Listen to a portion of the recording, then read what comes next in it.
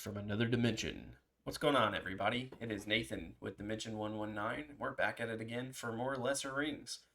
This is part two of our prologue, Truths of the Past. And as you know from last stream, if you were here, we've hit affiliate, so we've got a few more perks. If you look down below the chat, we've got some channel point stuff.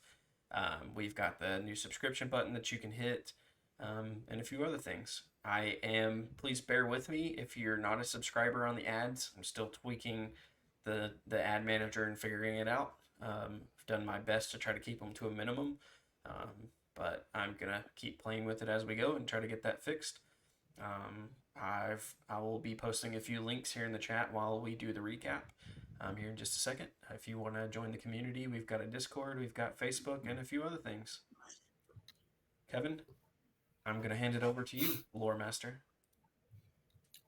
Thank you very much. Welcome, everyone. Welcome back to the Adventures in Middle-earth.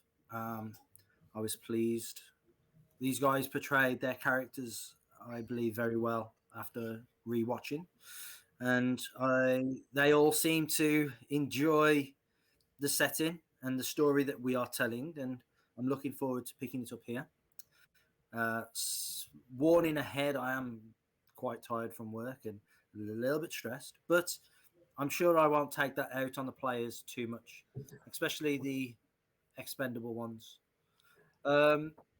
So let's get into it. We're going to do a recap and stuff as part of our intros, and we're going to go from there. So I'm going to read out our little story bit first, and then we'll get into the intros and the recap. So here we go. It was in the land of Eregion where Celebrimbor, a mighty lord of elves and greatest of their craftsmen, forged the rings of power. With his Gwaith e Myrdain, master smiths of the realm. Only by the knowledge of Anatar, the giver of gifts, was this possible, though.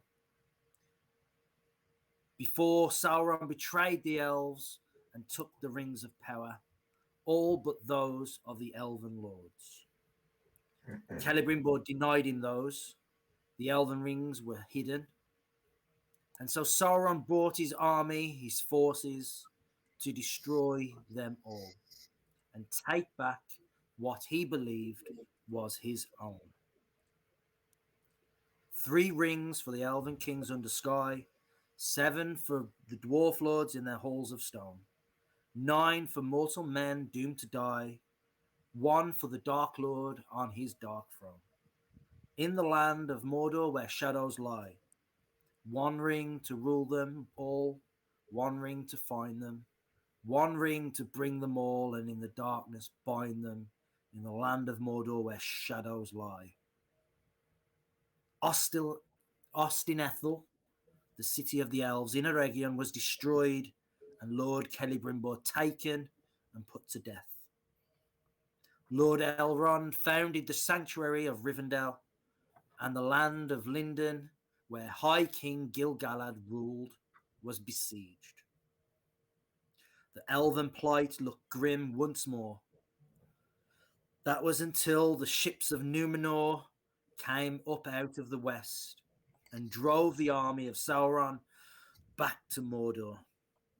The Dunedain from across the sea had come once more to aid their elven allies and renew their alliance once more.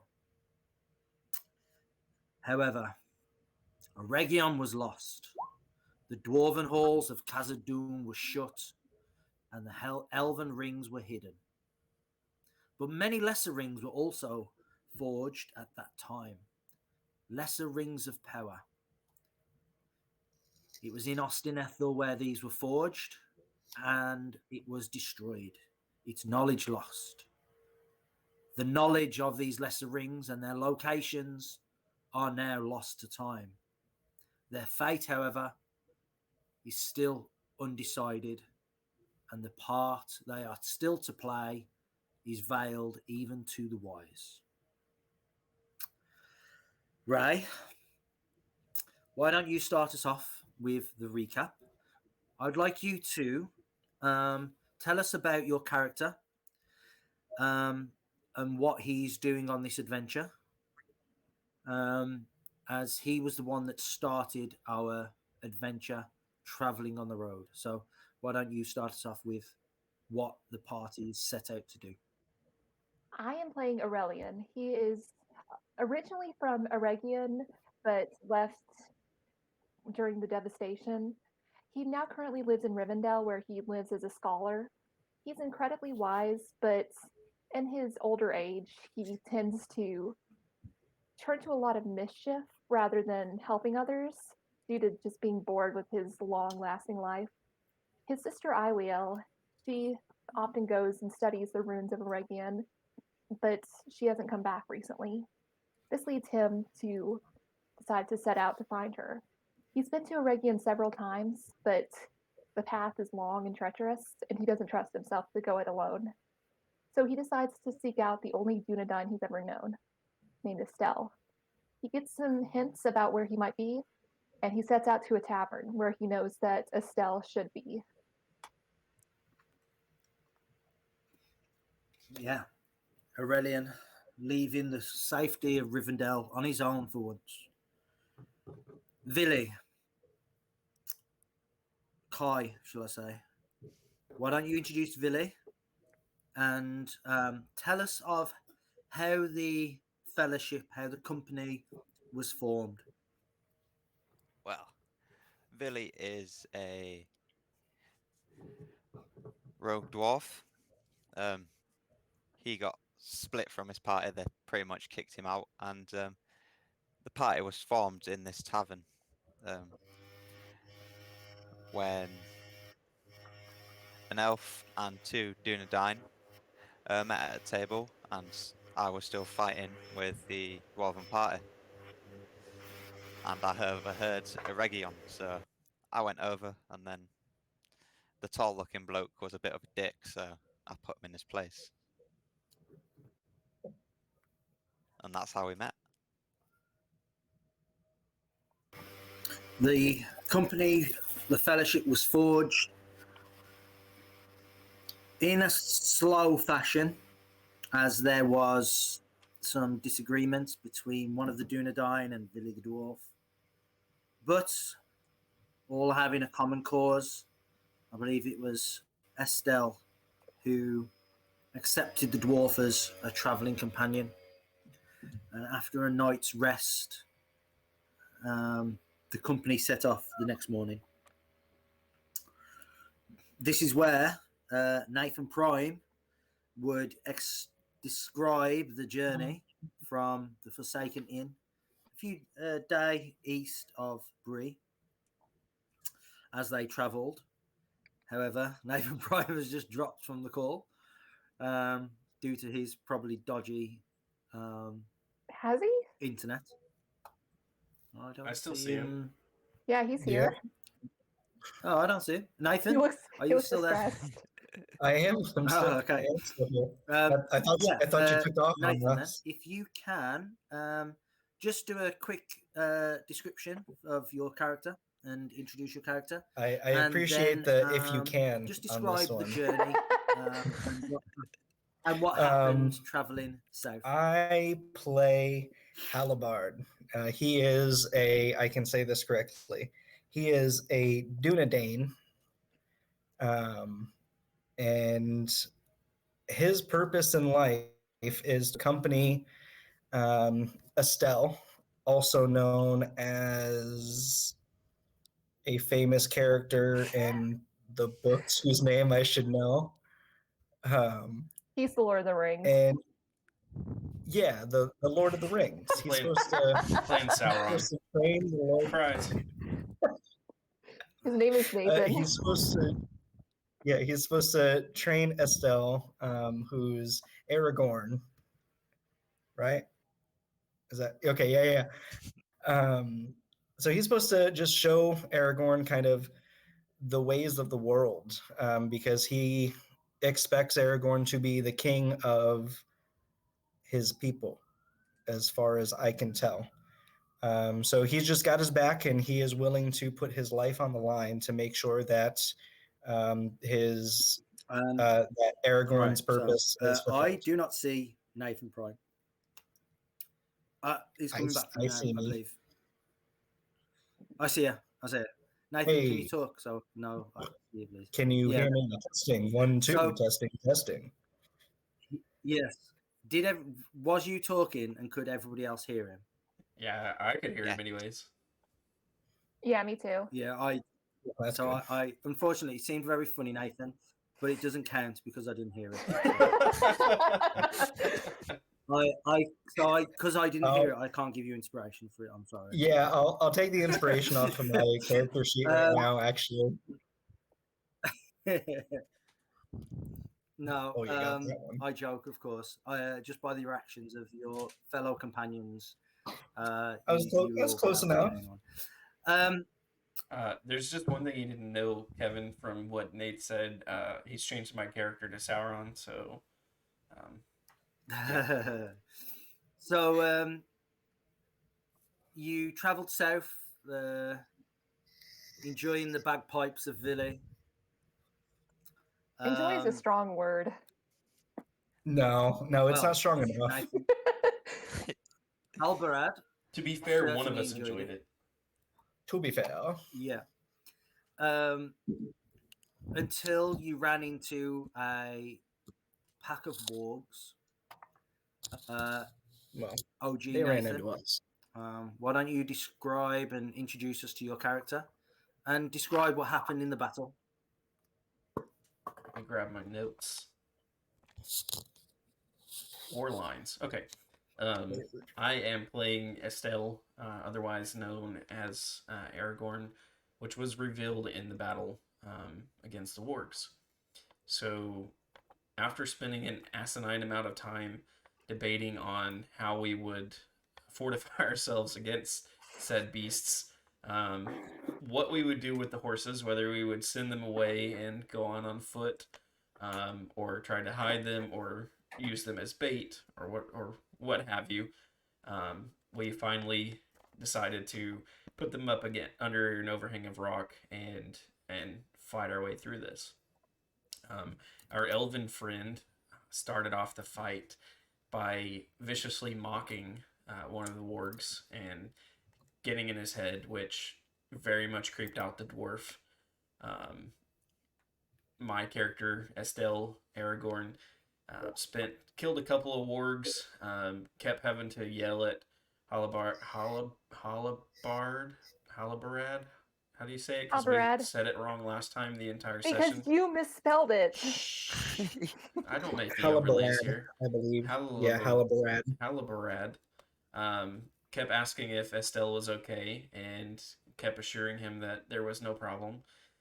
While on Halabarad's side, characters were dropping like flies. Vili attempted an animal handling to try to ride one of the wargs and fell on his ass. And I believe at that point the wargs decided they weren't going to eat him because dwarf meat's too tough. I think that was what was stated. And smelly. And then in a very worrying moment, Aurelian took a whole lot of damage, got very close to being taken down, I believe, and we were very concerned. Shortly thereafter, the same for Vili. So Aragorn, or Estella at that point, rushes over and holds up this broken blade, shouts a speech, and gives everyone a little bit of HP. And Aurelion was not happy with the HP that he got back, but he did scare a few of the wargs away and continued to fight on. After finally defeating the Alpha, the rest of the wargs ran off into the distance. And that's pretty much where we stopped. There was a short conversation after that, but not much of note.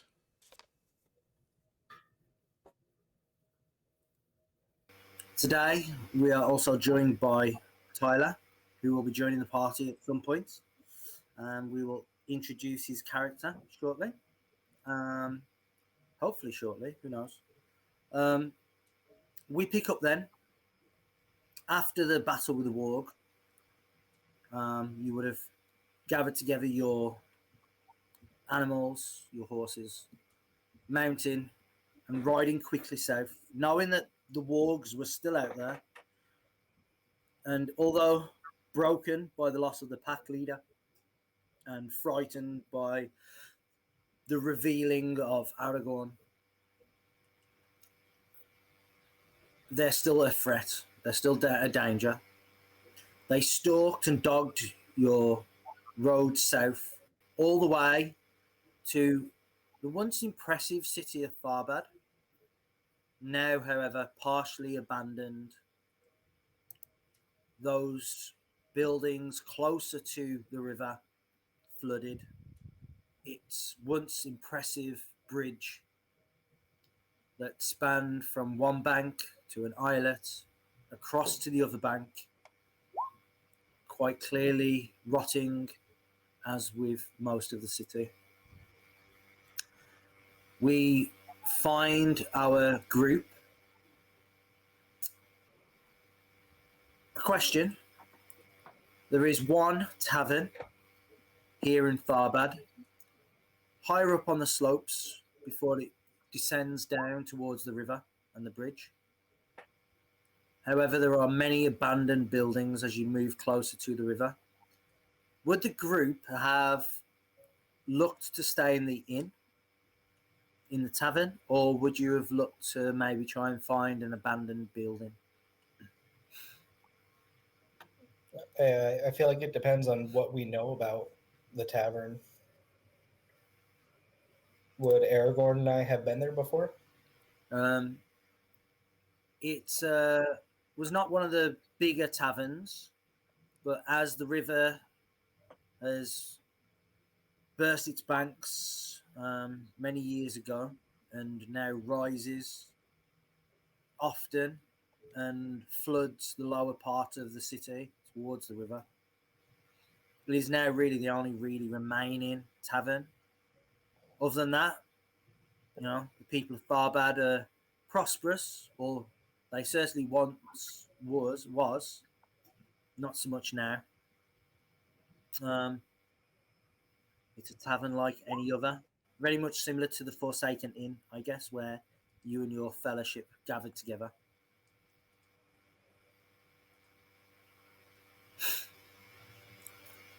I mean, seems reasonable enough to me. Stop for the night. Ville, Tavern. somewhere to get a good ale, hopefully, Always. or an adequate ale. How does Aurelian feel about stopping in the tavern? He can honestly just go wherever he needs to. He doesn't need to sleep, so abandoned house, tavern, wherever's fine. Okay. As I said, the wargs had dogged your steps all the way south. It was a hard day's ride, coming south to get to Tharbad. You got here at nightfall. You were able to find accommodation within the tavern, the inn. However, it is dark. Would you have all stopped in the common room and had drinks, or would you have retired to your rooms? What would you have done? Drinks. I'm not going to drink, but I'm going to stay in the common room to see what I can find out about the people here. Okay. Halibard would probably post up, probably somewhere near Villy and Aurelion. Not necessarily keeping an eye on them, just paying attention to kind of the room itself. He'd have an ale, maybe one or two.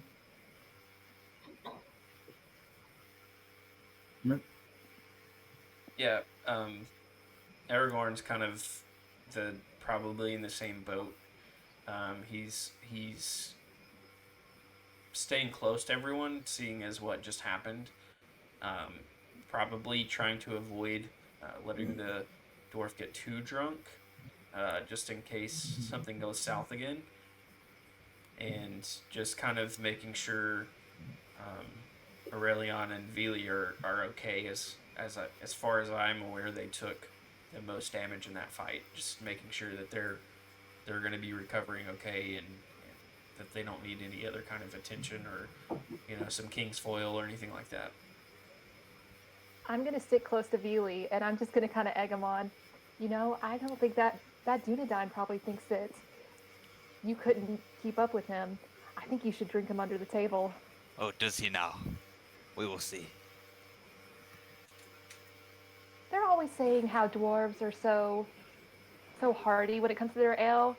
I've heard quite similar things about Dunedain. They're all lies. They're Are all they? soft. Well, why don't we put that hypothesis to the test? Hypothesis. It is truth. Fact. Well, I see he's taking Halbrad? foil. Do I hear this? How does Halberd respond to the kind of prodding by Aurelian? Give me 1 second, I'll tell you. Aragorn is, anytime he's in charge of pouring drinks, if it's not at the table, he's attempting to find some type of water or something to kind of water down Vili's drink. Do I notice this? I noticed this too.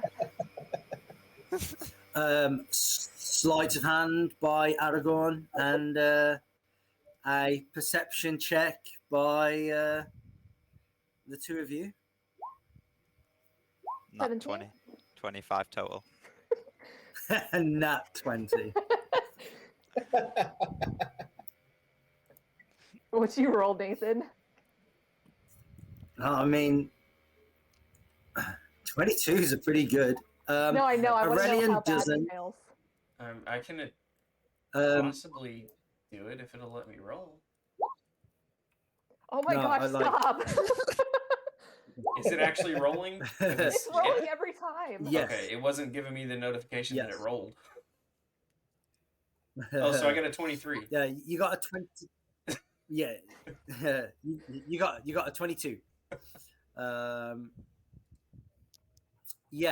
Unfortunately, Vili does. Obviously, a dwarf prides his drink highly and will guard it with his very life.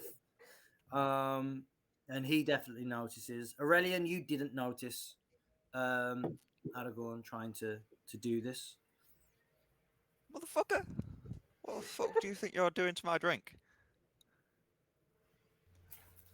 I'm just trying to make sure that you're going to be of help to us if we get in another situation like that.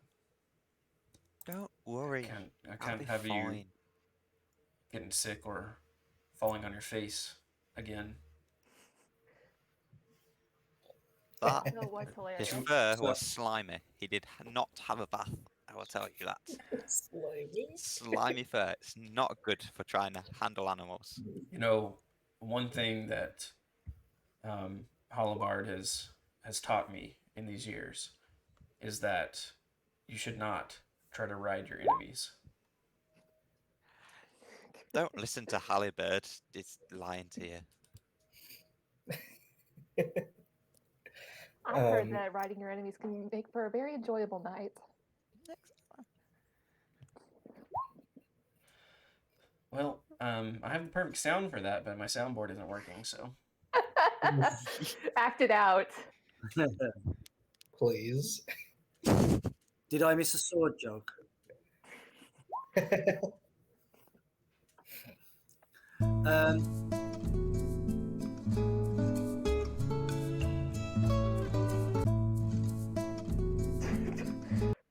Does this sound effect go anywhere? What? I don't know. Confusion. So the group is sitting, drinking, The ale's and already kicking it seems merry enough. However, after the fight with the wargs, we maybe there was some horror involved in it. I would like you all to make a corruption save, please. On your character sheet, there is a specific save for it. So if you just click on corruption. Oh shit. Aurelian, you will do so with advantage because high elves have advantage on corruption rolls. Where do I click to find that? You can just roll a wisdom save if you wish Oh. as well.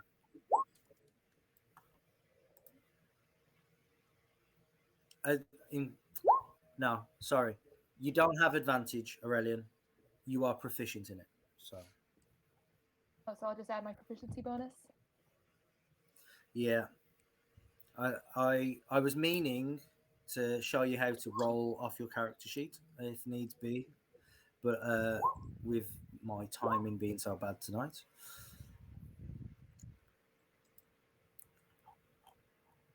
Jesus. Okay, let's have a look So at these. Uh-oh. I got a Billy? 12. Villy, I would like you to roll Villy, Halbarad, Aragorn, and Aurelian. I would like you all to roll a d6 for me, please.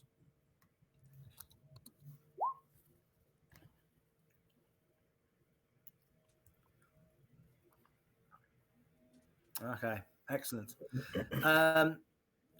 I would like you on your character sheet to add whatever you rolled on your d6 as shadow. Temporary shadow, not permanent shadow. I have a thing to fix that, but I don't quite know how to do that. I can add that onto your character sheet for you. So I add 3 to Oh. my shadow. About that, right?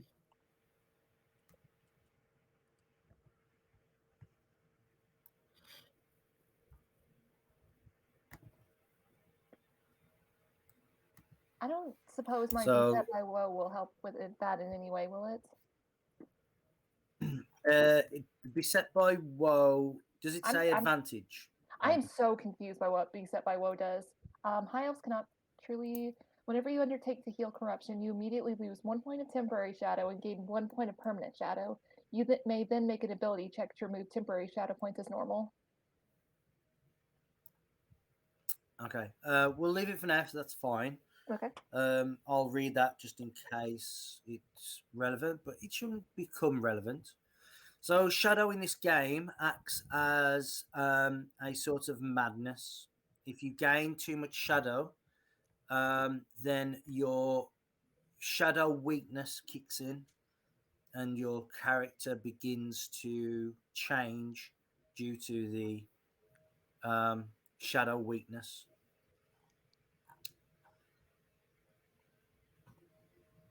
Oh, I think I found out how to roll for my character sheets. Excellent. There you go. You just highlight the whatever the thing you want to roll is, and then you can press it. So yeah, that's it. At the moment, it's set to GM. So if I click this button, it's now set to public, and everyone can see your rolls.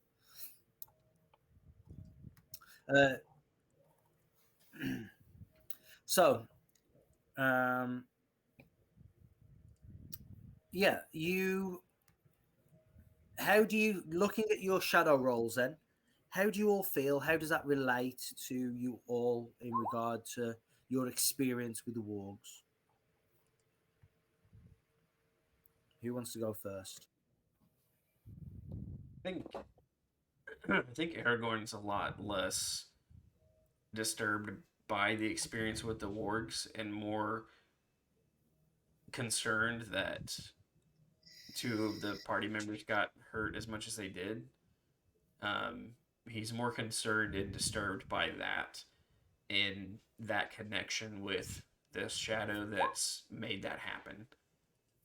And he's got a little bit of the levity, you know, the whole trying to keep the ale from the dwarf, and then eventually it kind of things start to settle in. You know, things may get a little quieter, and a little more time to think to himself, and he just kind of takes on that dark countenance again. Kind of goes back to almost to the ranger in him, of just a stoic silence, even though he has friends around.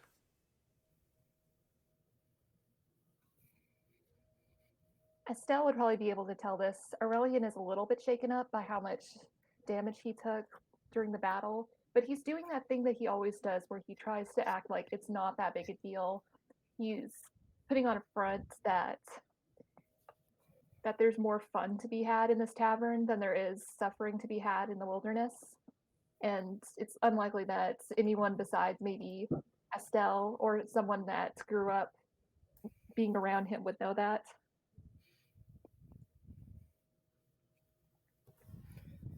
I think Halbarad, it kind of, every once in a while, because he's always kind of going out with Aragorn on these little mini adventures. Nothing too much ever happens. We're always traveling. I think this time it really reminded him that things can go sideways pretty fast, and people can get hurt and ultimately die. So I don't really think he's necessarily shaken up by the whole thing, but I think he just got a reminder that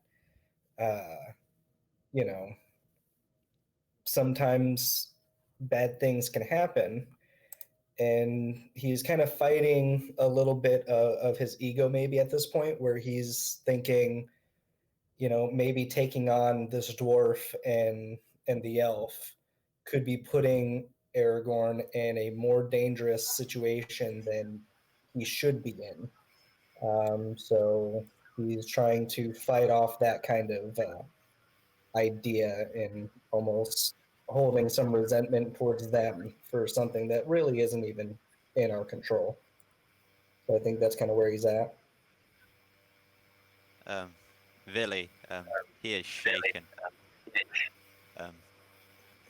After seeing elf magic in person for the very first time, that shook him, and then nearly being eaten, that tipped him. So now he's kind of drinking to forget about that.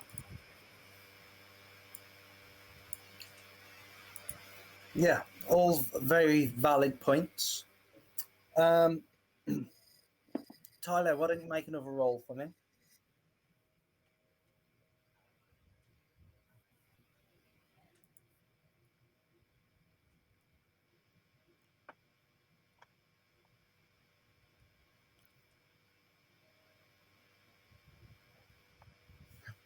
Well,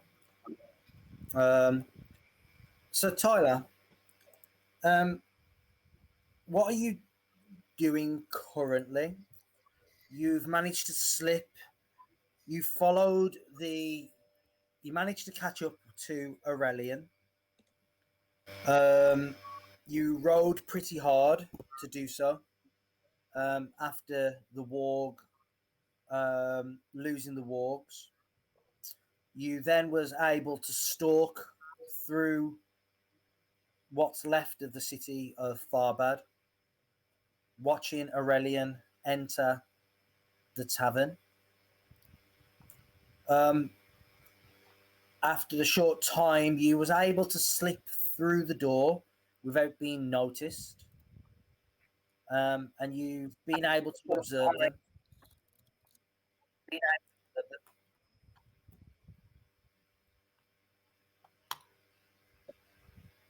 I would say so. Maglor, he's been watching everyone intently. He recognizes her. He recognizes Aurelian.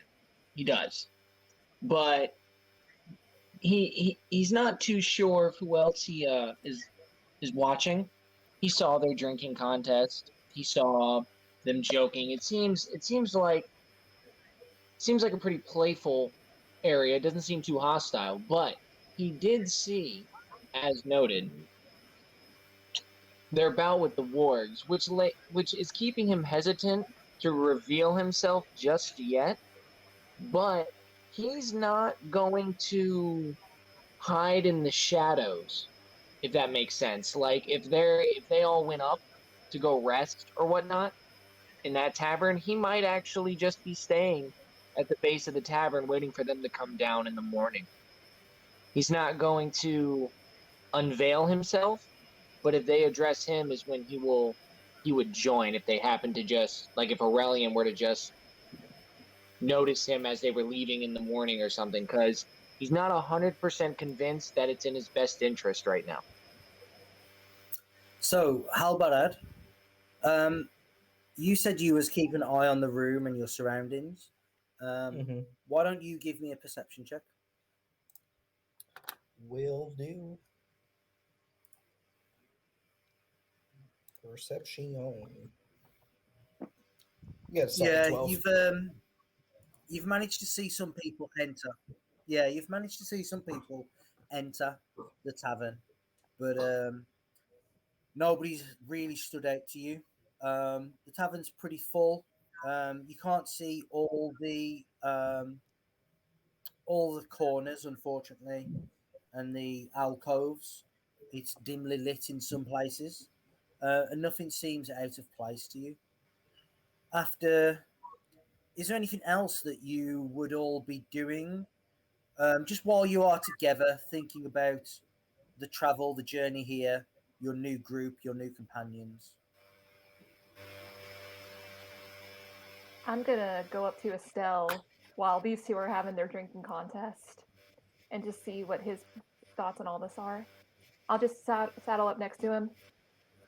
You know, Iwiel and I make this trip maybe every century or so. Occasionally we'll be beset by a single orc, maybe a rogue goblin. Never an entire pack of wargs, and certainly not an alpha.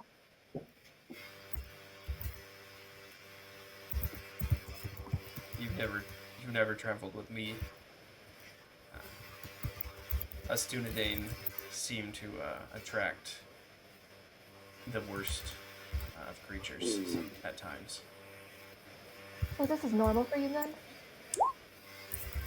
I don't know about normal, but it's regular. Concerning, I'd say. And I'll just lean against the wall. I'm sure it won't happen again. It better not. Not this trip, anyways. You know, speaking of your bizarre heritage, can I just say how upset it makes me? The son of Isildur, the heir of Isildur is right before me. I can't tell anyone. Thank you If for I go back, But if I go back to Rivendell and tell anyone that the bastard son of thank you for the Elrond subscription, is the Steve. heir of Appreciate Isildur, that. no one is going to believe me. And it drives me insane that I have such good information and no one will believe me. See, the thing is, you're not gonna go back and tell anyone, so you don't have to worry about anyone believing you.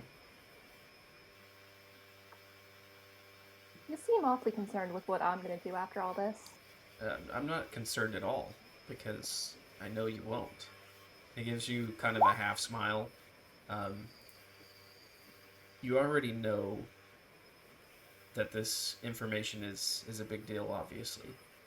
You already know that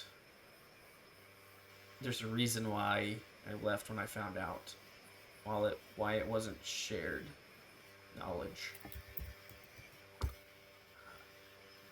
It's not time. The time hasn't come for that revelation yet. Fine, but when it comes time for the revelation to be shared, I hope you'll be sure to include my contribution in the footnotes. Almost dying. We survived it just fine. Us Noldor are very, very sturdy, despite what you may have thought from that battle. Tyler, can you just give me a perception check, please? Yeah. Um, Yeah. Halvarad and Vili, you're drinking. Did Halvarad get involved in the drinking contest at all? Yeah, I'm thinking about that. I think what he would do is he would attempt to pretend to participate in the drinking contest, but just like let Billy win over and over again, but call for like a rematch. So like he'll maybe drink half of his cup, while Villy's probably already downed his, and be like, "All right, I had a hiccup. Let's go again." And he's just trying to get this dude sloshed. Okay, Villy, give me a con save. Halbarad, give me a con save at advantage. Ooh. Oh, Ooh. okay. Luckily, like dwarves, It's a good you thing I have was this watering down his ability. liquor.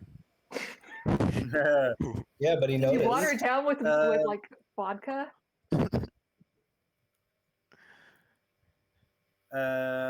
Perception. Nah, that's a Okay. dwarf. They drinking whiskey and rum. Just so the chat knows and the viewers know, that was a 7 for Vili's Constitution save. A dwarf's constitution, indeed. Nice. Maglor, Tyler, your character does not hear what Aurelian just said. Yeah, I However, would assume with all the talking going on in the tavern and them bantering back and forth, I positioned myself like in the corner, that dark, mysterious loser type. I got my cloak on, but being on the other side, far away, with all the noise and all the racket, I'm struggling to really isolate the voices at this point. Plus, adding alcohol into the mix is always going to make it a plus. Absolutely fucking not going to happen to understanding. this is obviously where Aragorn learned how to be that dark, broody character in the corner with the feet up. Does anyone get anything specific out at this moment in time? Like a pipe, maybe. Oh, no. Oh, Aragorn's definitely already got a pipe out and been using it. Villy's getting his Think- bagpipes out. No. Think about the scene. Yeah. Think about the scene in the first movie when they finally make it to Bree, and he's sitting in the corner, and all you see is the red embers light his face up. That's definitely Aragorn right now. Do I have a pipe, Kevin? Yeah, of course you do. Okay. You stressed an interest in it, so I was more than happy to let you guys have it. And again, same with like just common equipment and stuff. If you feel like your character would have it, then yeah, of course you'd have it. That's fine. Can I try to do the proficiency thing that you were talking about, where I try to like make a ship or whatever, or dragon? Yeah, you can do so. Give me a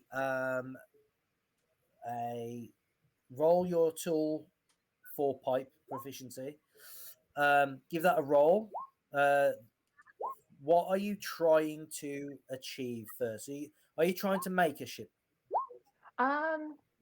Yes. Or are you going to start with a ring or No, I'm like going that? all out. Okay. All out a ship. Okay. Mm-hmm. Villy, obviously performance check as well. Oh, Aurelian. You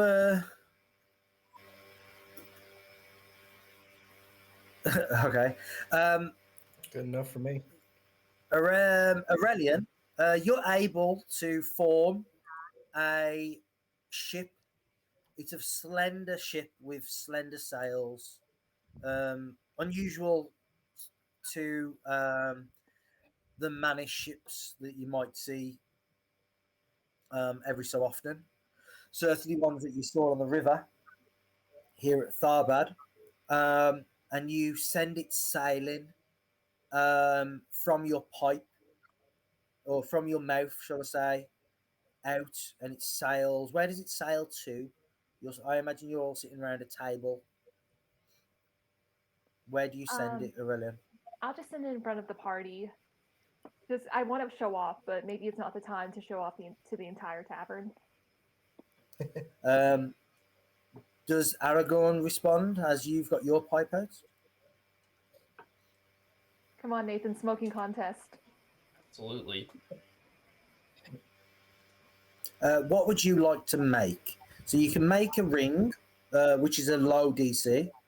You can make a ring dance through another ring, so you make 2 rings, which is slightly higher. You can make a ship or a bird. Finally, you can make a dragon. I'm gonna go for a dragon that kind of tries to fly through that ship.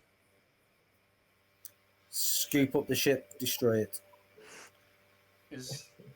Where is the pipe It's button? on the left. Yeah, I don't know if it's been added or not. To yours, It's dexterity plus proficiency if you're proficient.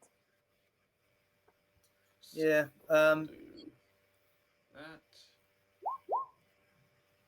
Woo. Okay. And that's So- I mean, I don't know if I'm proficient, but that's without proficiency. Yeah, I'm more than happy for you to be proficient in it anyway. So that's So what, describe what your dragon. 26. Describe what your dragon looks like, and what it does. It's kind of like serpentine. It's more like the Asian style dragons than what you see in actual Lord of the Rings. Just simply because I feel like if you were actually able to blow a smoke dragon, that would be easier.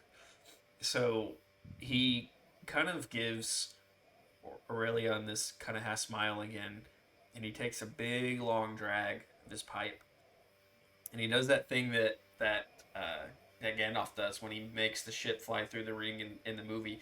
You know, his cheeks are puffing in and out, and he does that for a second with his mouth closed, and it's like, in the world? And then he just opens and just starts exhaling with a wide open mouth, and just this dragon slowly starts coming out, and it's up and down and up and down, and it just crashes through the side of the ship, and for a second, the smoke ship splits apart as if it was torn in two, and then it just kind of loses its shape and disappears. And the dragon makes a loop and looks down where that was, and then slowly separates and disappears. I'm just gonna watch this happen. And at first, I'm kind of giving him a little half grin, and then when he destroys my ship, I just settle into my seat. Well, that was unnecessarily rude, and I'll just take a simple puff of my pipe. So Aurelian doesn't want to try and counter that. Sure, I'll try. I don't think I'm gonna get that good. Aragorn is Ooh. like, "Oh, here is Glaurung. The here is Glaurung," and then Aurelian's like, "Yeah, well, here's Ankalagon the Black." Can I do that with what I just rolled? Is it good Wow, enough? everyone's rolls are so high. You create Billy's. the dragon. To be fair, that's a 23, which is great. But to be fair, since you have it set to where it rolls at advantage, she also rolled a nat 1. I know it doesn't count for this roll, but it does count for the Well, fact that you saying rolls are so high. If you add proficiency to yours, Nathan, yours still wins. So you form the dragon, and it flies out, very similar to Nathan's almost. Does yours have wings, Ray? Yeah, I'll go with wings. And it speeds towards Nathan's dragon, and they begin to intertwine, forming a ring pattern. However, the two almost serpentine heads lock on and overlap one another. Aragorn, you look down at your hand that is holding the pipe at this moment in time, and the shape that the two dancing dragons forms almost a carbon copy of the ring on your hand, the ring of Barahir, a famous ring that Aurelian would have known about. Do I notice this? It might have been done subconsciously, more so by Oh, yourself. gotcha. Yeah. You might even glint the emerald jewels within the ring itself the Ring of Barahir.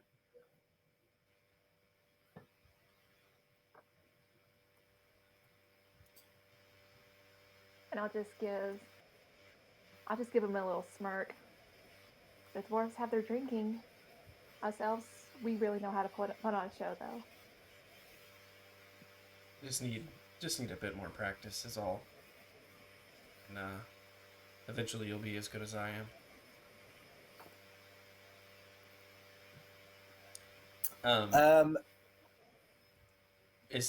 Is there what would be like the short version of the significance of said ring? The significance is that this ring was given to a chieftain of the First Age by an elven king as a offer of not just friendship, but I owe you one for saving my life, and in return, I will do you a great favor. Aragorn will know the history of this ring well, for that king was, and Aurelian would, for that king was Finrod Felagund, and the man that called in that favour was Beren, of the tale of Beren and Luthien. Beren was the one that cut the Silmaril from the crown of Morgoth, and it was Finrod that pledged his loyalty to Beren to help him succeed. Finrod, however, the king, a great patron of men when they first came to the West, he perished protecting Beren as Beren's father protected Finrod. And it was one of the first real friendships or unions between men and elves, kind of owing each other and supporting each other that closely, not just as vassal and subordinate, but as gratitude and friendship. He'll just kind of be he's making these jokes and stuff and joking around with Aurelion, but he's also kind of twisting this ring on his finger and thinking back, kind of reminiscing on the stories told about everything in the history of the ring, and noting and remembering like this bond between men and elves kind of starting there.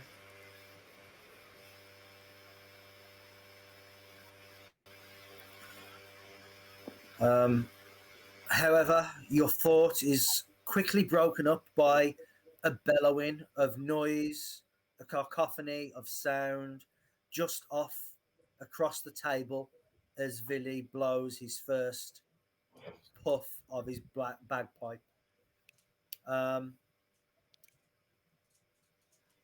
And I imagine Halbarad is enjoying the welcome sound of his drunken dwarven comrade. Yeah, I would encourage Vili to go forth with the bagpipe solo as the dragons are like approaching each other. He'd probably nudge Vili and point it out, saying, well, that's some elven magic, don't you think? Those dragons need battle music.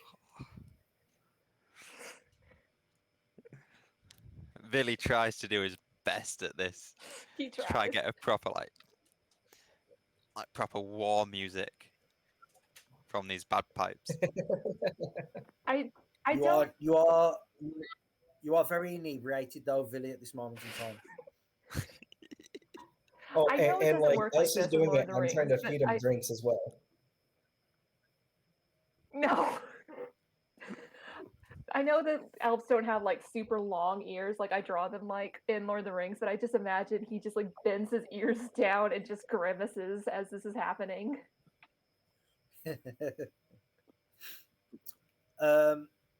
The crowd in the inn turn to Vili, and at first they are like, oh.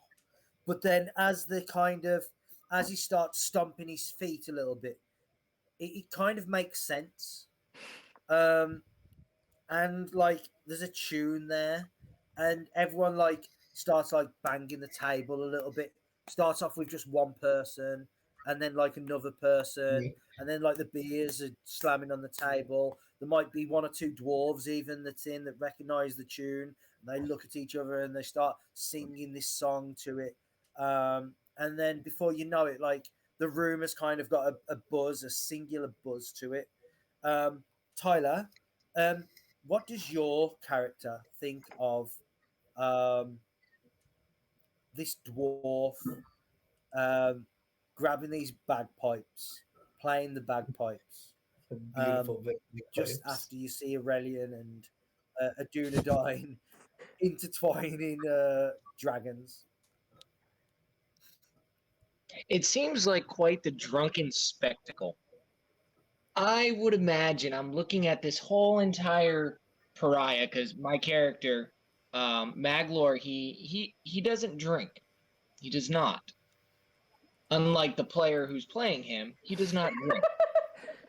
So the way he sees it, he sees a bunch of miscreants who get into trouble and now they're partying. It's confusing.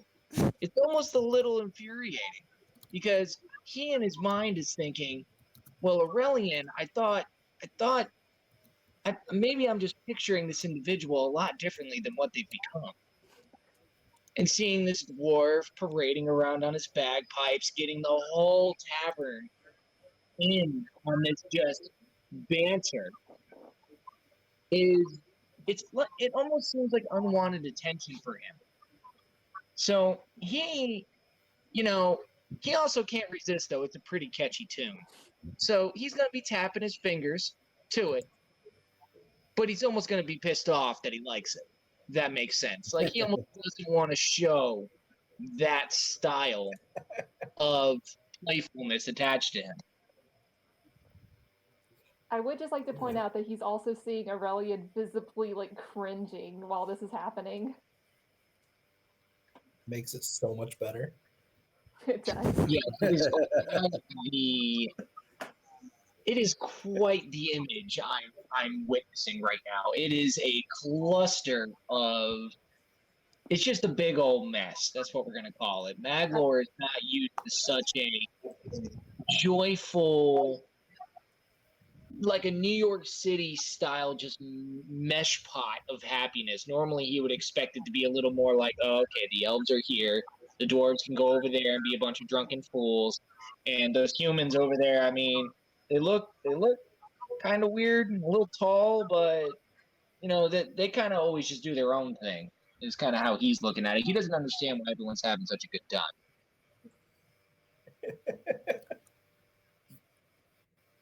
The night will have gone on, continued on, as it begins to get later and later. You've probably eaten some food, some simple soup, broth of some sort, stewed carrots, maybe a brace of conies thrown in there. Who knows? Maybe even a few potatoes. Um, and the night has gone on. The fellowship is tired, travel worn. If there's nothing else you guys would like to do or say to each other, maybe you retire to your rooms. I'll stay downstairs as long as I can before I have to eventually retire because no one is in the common room.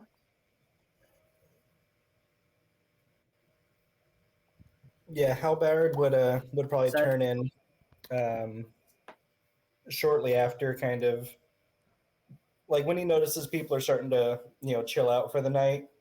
Um, he'd probably get a good night's sleep. Try to get up a little earlier than most. Halbered, just give me one more perception check. Yes, sir. I'm gonna find you. I can imagine that maybe Aragorn and Aurelian. Ooh, and Oh yeah, Tyler, give me a roll. gotcha, bitch.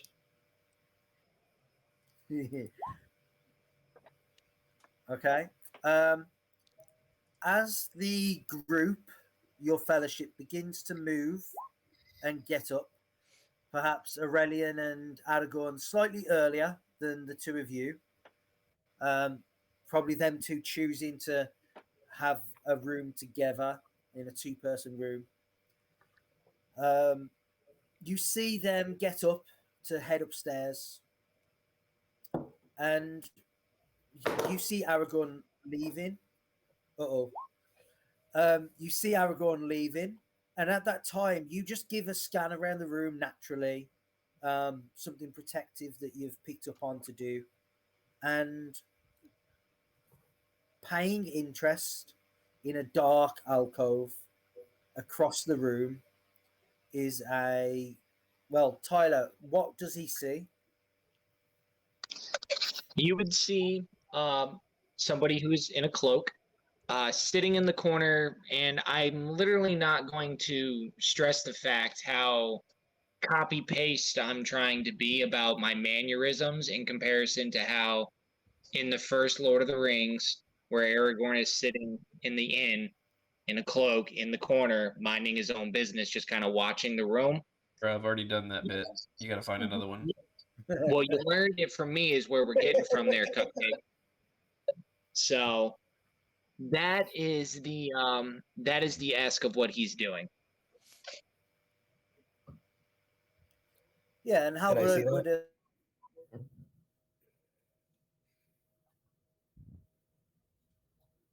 Oh, Kevin left us. The Oh, Lowell come on, Master Tyler, why has did you do that? disappeared. Snap. I He am the made a captain weird now. face before leaving. His laptop finally took off. Like it's been warming up this whole time. It was I was laughing so hard before we started this at the first of the stream when we were doing the recap Oh, because it just kept getting worse and worse and worse.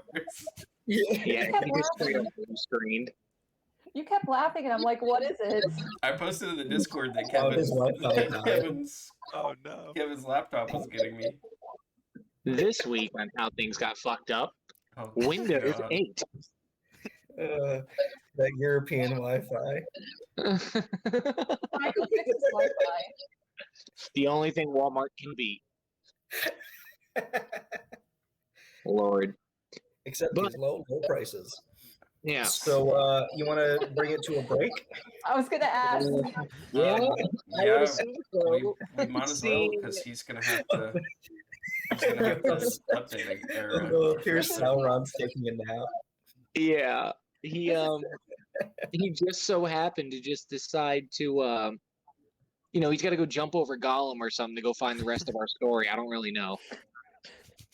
Yeah, he just immediately destroyed jump the on. Wi-Fi because he didn't know where the story was going from here. He's like, I gotta check my notes. He's like, man, we spent the first 2 hours of the first session at the tavern, and now we've already spent an hour and a half in this tavern. So my first stealth roll, right? My first stealth roll, Kevin and I he didn't even ask you guys to roll because I max rolled and it was like a 26. So he was like, I'm not even gonna ask them to roll. So the second one was a 24, the third was a 25, and then here comes Nathan with the first like bullshit roll, and I was like, damn, I actually have to play now. He's back. Can you get him back on the screen? Yeah, I'll refresh it in just a second. Oh, you're I doing am the back. TikTok approach. I don't know what happened to my Wi-Fi, but it just completely died all of a sudden. Oh, we were thinking it was that that Windows 8 processor you're dealing with. It's actually Windows 91. It's actually a GameCube. Jeez. He's got the Jetliner edition.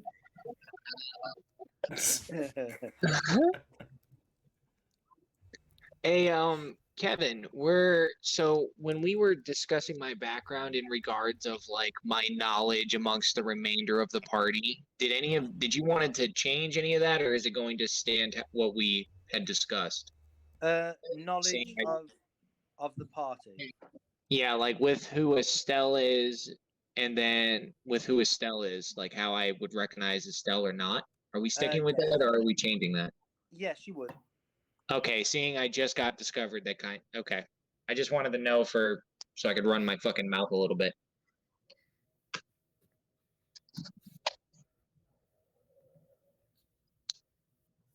I'm sorry, I was playing in chat. What happened? My Wi-Fi's back. My apologies. My Hey. Wi-Fi's back. There we go. Yeah, my Wi-Fi's back. Go for it. You would know who Estelle is, and obviously you know who Aurelian is. The other two members, you would guess one is a Dunedain for certain, and you know the other one's definitely a dwarf. I can recognize a midget with a bagpipe.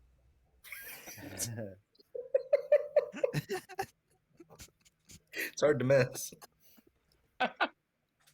Lo and behold. He's like, damn, how'd you fucking discover me? I thought I was doing real well. He's like, I tucked my beard into my shirt and everything. So I unfortunately I missed what Halbarad's reaction was to He this didn't have one. stranger.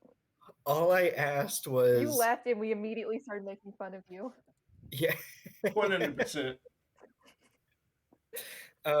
So Halbarad notices the edginess over in the corner here.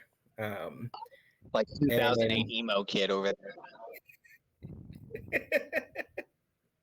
Yeah, I can hear the Fallout Boy and My Chemical Romance in the background. Oh my. So he would force himself to stay up. Not that he's like necessarily exhausted. I think he can stay up a little while until Villy and Aragorn goes to sleep or turns in for the night at least. And he would, when it comes to that, he would step away from the table that Aurelian is at, and he would just kind of keep watch to see if this figure in the shadow moves in any person's particular direction, and then kind of chooses action from there. So he'll act like he's going to go maybe chill somewhere, but he'd kind of hang around and just keep an eye on this guy. Maglor would notice, I don't know, being noticed. So, for lack of a better word, he would have definitely made eye contact with you, and kind of like gestured you over to have a seat with him, subtly.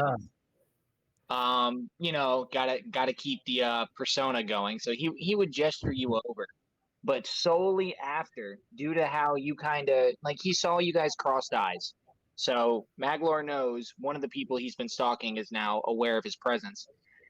But seeing you didn't inform the party, he would try to subtly get you over there.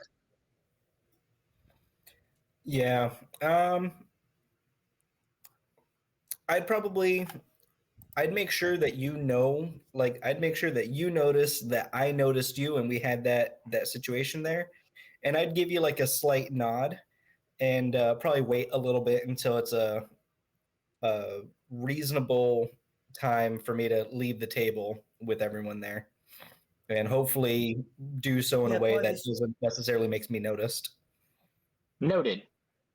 But by this time, people, the common room has settled and people have actually started to make their way out, stumbling, drunk, some of them. Maybe Villy is still blowing a few tunes on his bagpipe, but it's very like...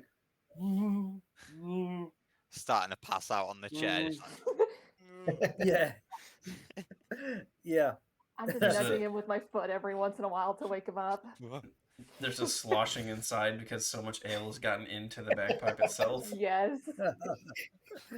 Oh no, they're ruined. Oh no. Oh no. I just poured an entire pint of ale on it.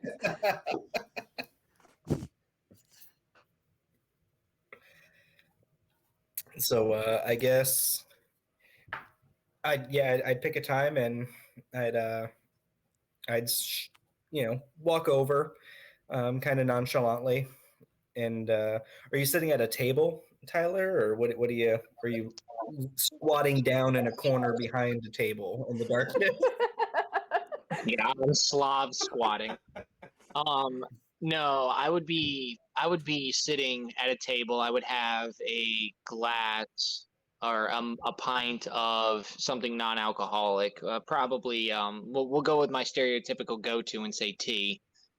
And I would just be sitting there very observant. As you walked over, you would see me making sure I was keeping tabs on whoever was remaining, falling over, sleeping, etc.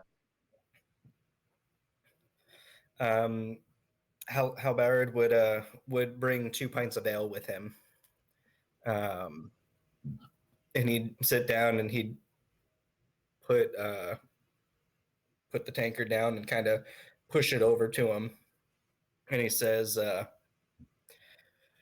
"You're quite perceptive.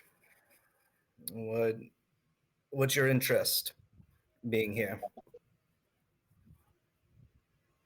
He would he would grasp the mug and he would slide it to the left and he'd go, "A gracious gift. I appreciate your kindness, but I don't dabble with those kinds of elixirs.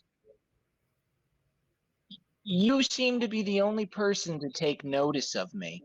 I've been following you and your friends, who just so happen I know your friends, and I'm in their best interest. I've seen the troubles you guys have been through in recent times, and I'd like to ensure their safety for my own affairs." And he'd have a stern look on his face, and he'd lean in, just his broad shoulders, just like leaning on the table, and he would say, "So you've been following us? How long?"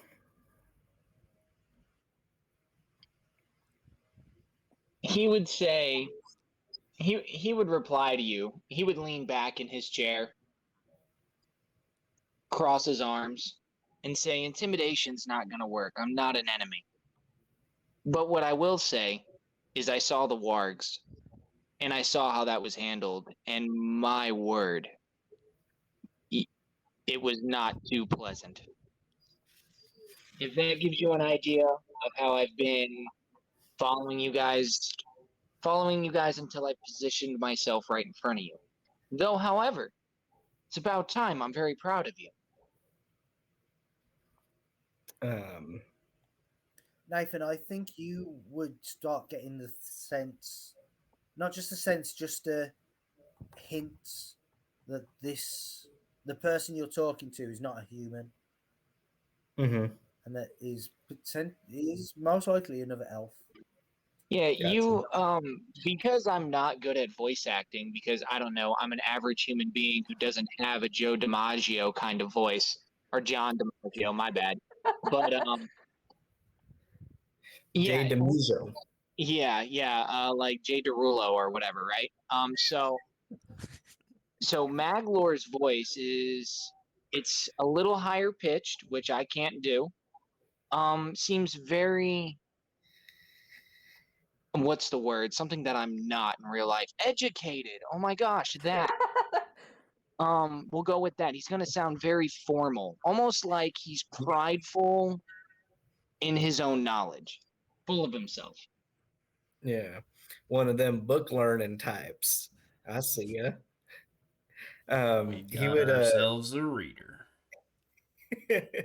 yeah, he would say, well, if you've seen the wards, you would notice that aside from the other ones there, but aside from the other ones there, I'd have an alpha head strapped to my satchel right now. I don't think we need your help. What do you really have to offer? And why do you offer Again, it? again, I'm not here for you. I'm here for my own interest. So, Which though you is guys did do well. Oh, Kevin, I could definitely tell that Halibard is similar to Estelle, correct? As Oh in yeah, same as Dunedain. I could pick up on yeah, it. yeah. You would have met plenty of Dunedain traveling the Okay. wilds with Glorfindel. Um, and just by his height, he's taller than a lot of Dunedain, and Dunedain are tall. Yeah. Yeah. They're big, tall boys, all basketball players. Um, so Maglor would say, your race has always had such bravery and courage. It's something I've grown to admire in my years. I don't dismiss the fact you are a good warrior. I'm here, as I've stated, for my own interest, for the people that I care for. who are you here for? He would drop his hood, revealing your superstitions that he is an elf, and then he would look at you and say, "Does that paint the picture?"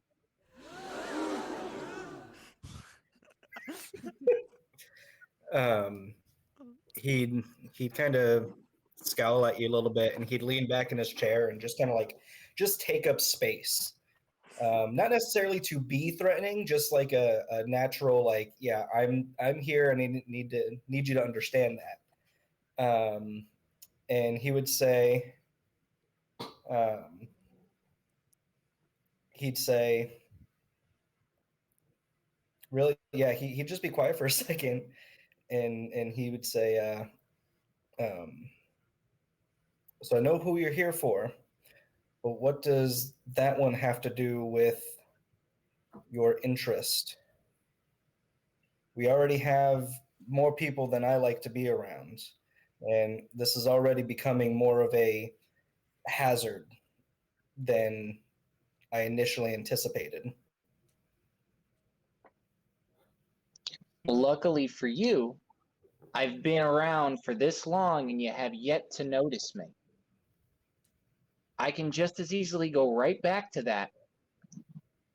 It would be perfectly fine for me. Won't even know I'm here, but if the time comes and even if you need help, I'm your ally. We are friends here, not enemies. He'd give you just a he'd just stare you in the eyes for an uncomfortable 30 seconds without saying anything. And he would say, well, how about you introduce yourself then? Come on. Estelle gets to bring whoever he wants into the party. And he would scoot back his chair and he would say, let's, if you want to be traveling with us, whether we know it or not, we might as well make sure everyone knows you're here. On the contrary, I have a counteroffer.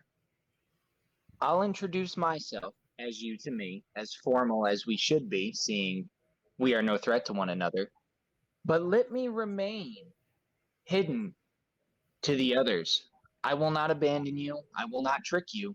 I will make sure you always are able to know where I am. But I think it is in the best interest we wait for the right moment. Do we have an accord?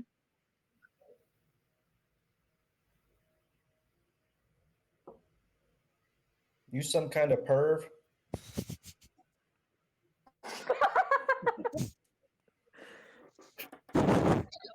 Maglor would he would actually grin from that. You would see see him lighten up from his serious tone just a little bit.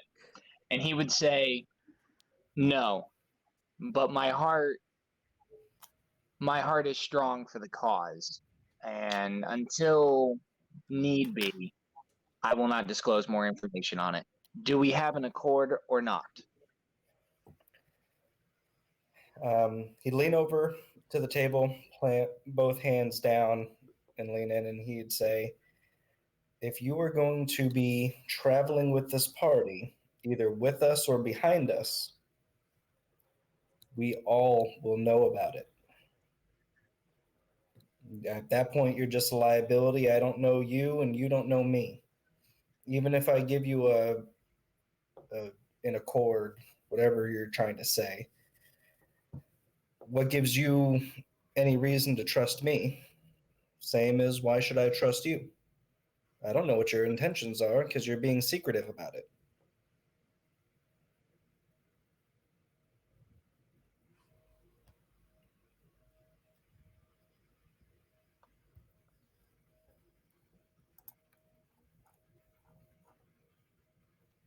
I won. She's left the chat. Absolutely perfect time for that to crash. There he is. So Maglor, is Aurelian and Estelle, are they anywhere inside the bottom of this area, like in the distance at all, anything like that? Aurelian's over with Billy right now. So Maglor would look at you and be like, Maglor would look to Halbrad and say, just another foolish reason why your race has suffered. And he would look toward Aurelian's direction and project the name. By the way, Aurelian's a man, right? Because I'm terrible. Okay, yeah, he would project Aurelian's name, and it would be a voice that you would recognize immediately, as in something you had grown up with in your childhood, and it would be a strong familiarity to you. I imagine, so I can hear, you're saying my voice, you're saying that you're projecting my name into my head, or Halbrad? No, I stood up after what he had said, like trying to hardball me, and I just stood up and completely dismissed him as an existing being on the planet, and just, instead of giving him any information he wanted, I just shouted to you, because I'm going to prove to him that I'm not a suspicious person, is the idea of what I'm doing. Tyler, Player knowledge. I know you don't know the dynamic of the party. You just spit it so well, because all we do is just give Halbrad a bad time. Hey. You're learning. So 120 plus 6. Yeah. I will wait. I was gonna say. Go ahead. Yeah. Well, if I go to call out, if when I stand up to go do that, like if you'll see me take like a big breath to call him out. If you wish to stop that from happening, you can, if you wanted to sit me down or something, and we can continue this. Otherwise, that's my move. Like, No, I would take my time as giving you the option to not be what I've suspected you to be. Yeah, so when you deliver the line about this is why my people suffer, that kind of thing, how Baird would flip the table on top of you, and he would want to just start hitting you with the table. I had to open my mouth. Yeah, you can still scream, but Hal Baird's slamming a table on top of you. Bar fight. Yeah, no, it's full on. As soon as you delivered that one, he took that real personal. The rest of you and everyone else that is left, which isn't a lot of people, as I can imagine Aurelian was trying to pick Villy up off the floor or off the chair, so you haven't noticed this at all. Was Aragorn still down here at all? Yeah, I would probably be kind of watching this from wherever we were sitting before, just kind of keeping my eye on what's happening over there. Yeah, making sure and that you would just all of a sudden see Halberd, maybe a familiar change in him, like a rage, like take him, and he just flips this table onto top of the person he's been talking to. Aurelian, you turn around hearing this, and you can give me a perception check to see if you perceive who Halberad is talking to. And Villy, you are sober like that. There's a bar fight. You are sober. Leave it to Dwarves me are in it. to end up fighting. Just never gonna get over that. Just never gonna get over the fact I killed you in the past, huh? So that was Um, a 5. No, it's my Halberad, time. unfortunately, there's now a table on top of the person Halberad was talking to, and he's kind of a large guy anyway, blocking your sight, so you can't tell who he's just flipped this table on. What does Villy do? He runs over, ready for this fight, fists up, just like, oh, come on then. Aragorn? I'm gonna like grab Villy and try to just kind of push him down into the chair, and then rush over to that other guy that we said the name wrong the whole time, and kind of put Alvarad. my hand on his shoulder and just kind of calm him down enough to try to figure out what's going on, but not stop it enough to where, if this is an enemy coming at him, that we wouldn't be able to defend ourselves. Can Villy just come back in and just Yeah, fall on top of it? Okay, so I think Villy and Aragorn give me contested athletics. As unfortunately, Villy, you will roll this with disadvantage, but I think you have a good chance. Oh, nice. Oh. Did it not roll? Yeah, it's not terrible for disadvantage. Wow. Good lord. I'm going to use my Nice. inspiration. So do I need to roll again, or do I Re-roll need it, to take... Nathan. Okay. Yeah, re-roll it. I hope it's worth. Yes. Good God. Um, This is why I don't use digital dice. Nathan, I've been in games with you where your rolls have been much worse than digital dice. Yeah, but then I can blame it on me and not feel like I need to blame the programming. By the way, chat, that was a nat 1 on mine. So you put your hand on Villy to kind of pull him back down into the chair, and you grab onto him, and his sudden burst of speed actually lurches you forward, and you kind of stumble a little bit, and Villy, you're able to get over there before anyone else can really react.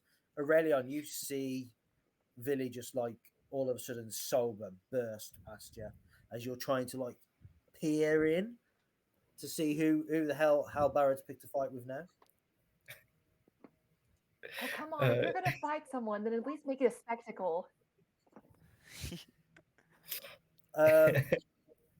Tyler, Maglor is able to stand up and from behind the table.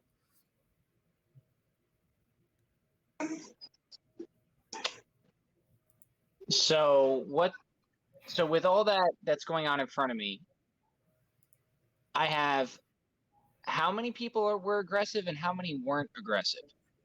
So you was just about to shout Aurelion's name, I believe, as Halberad has flipped the table kind of on you, sort of thing. You haven't crumpled to the ground.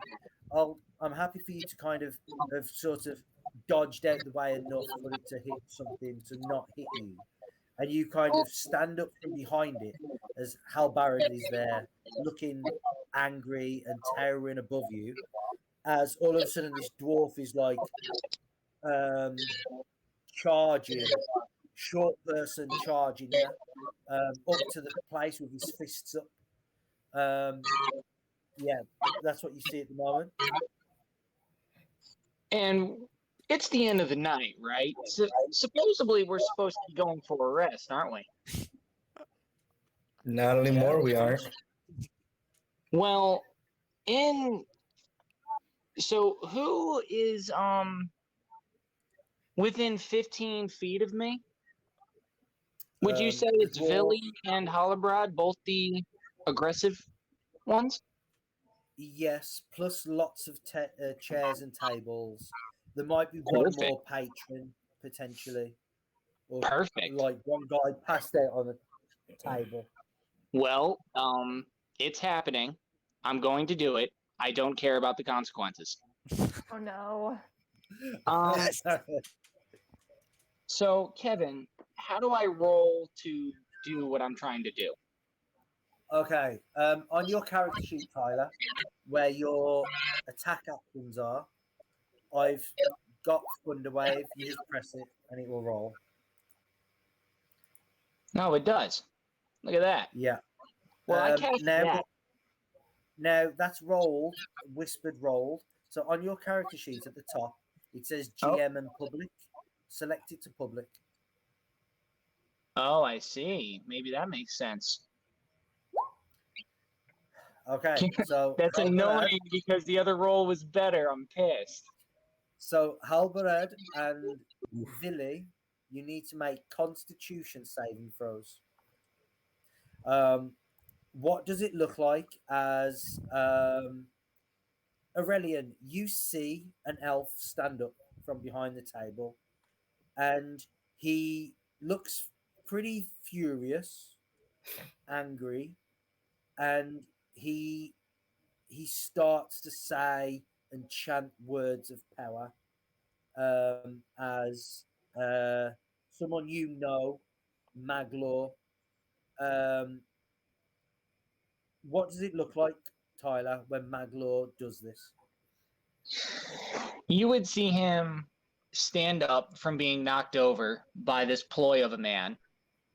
And he would brush himself off. And as he brushed himself off, you would begin to hear him sing a tune, a very light tune. And he's going to raise his voice slowly, louder, progressively, as he's chanting it. It's going to be in a language that I think it's ancient Elven, is what I'm going to do it in. So if you can understand, what is it? How do you pronounce that? Quenya. Quenya. Yeah, he's going to be singing it in Quenya. And as he's brushing himself off, he's progressively getting louder and louder with this tune. And you're going to notice the table on the ground is going to start to like vibrate a little bit, and the areas around him are going to start to vibrate on the ground. And as he gets louder and louder, eventually he'll lift his head up and he'll shout the final word. And when he does, this area around him will burst with a very powerful amount of energy emitting out from all realms of him. And when that burst happens, that would be quote unquote the spell. It's going to be a very thunderous noise, very loud noise. It's going to be, you guys are right in front of him, so it's going to be something that it wasn't expected. His cloak would have flown off and you would have seen the armor he had on. And after the peak of the, if you want to call it, this boom, he would shout, "I don't have time for your games. That is enough of this." And then he would call over to Aurelian and tell Aurelian to handle her what's the word? His. Oh yeah, his. Sorry, I gotta remember that one. You're okay. To handle his pawns before I make an example out of them. Halberad and Villy, you So take, how much damage? Because this matters to me. If so, it's meets beats, and my DC is. Is it actually what was it to dictate it? Was it actually 14, or was that just the auto scripted one? No, it is 14. So they save, so they take half damage, so you take 10 damage each. As thunderous energy ripples out from his voice. You are not knocked back, but you are hurt by this. Chairs and tables go flying. The roof shakes, and it's almost like the building's going to come down. the proprietor ducks behind the bar as this thunderous noise ripples out. Aurelian and Aragorn, how do you react to this? So Aurelian's still trying his best to get a read on the situation that's happening. He hears the words that are being muttered in Kenya, and he understands them. But at first he thinks, I must be hearing something wrong. There's no way anyone out in this rinky-dink tavern can speak Kenya. So when he finally starts putting together what they're saying and what they mean, it's almost too late. He tries to reach out and call stop, but the thunderclap is already happening. And when he finally sets his eyes on what's his name? On Maglor and realizes who he is, he's stunned for just a second. But when he hears that word about get your pawns in line, he's going to, I hope this is okay, Kevin. He's going to basically use the effect of his vicious mockery without the damage to kind of project himself into everyone's minds. He grows a little bit the same way that he did in the battle before, and his face just darkens completely. He just projects, stop it! And he, as soon as things seem to have calmed down a bit, he will just step forward to Maglor. And Aragorn's reaction? Yeah, you can definitely do that. First of all, for anybody watching, did Kai, did you update Villy's health in Roll20? Yeah. Mm-hmm. I brought up the map screen so they could see Villy's health bar because he's not doing great, especially after last session. He's all right for a fight. Not doing great. Still got it in him. But as far as Aragorn, he's You would recognize my voice as well, by the way. He stood up and dusted himself off and kind of hurriedly but calmly walking the direction of all of this madness that's going on. And he's just kind of going to put his hands up between the two elves and then kind of point at Halibard and kind of in a way that he does to him, he does to Aragorn whenever he's had to scold him in the past. And he's like, this is neither the time nor the place for this. We've got enough on our plates as it is without you picking fights with everyone. You, of all people, should know better.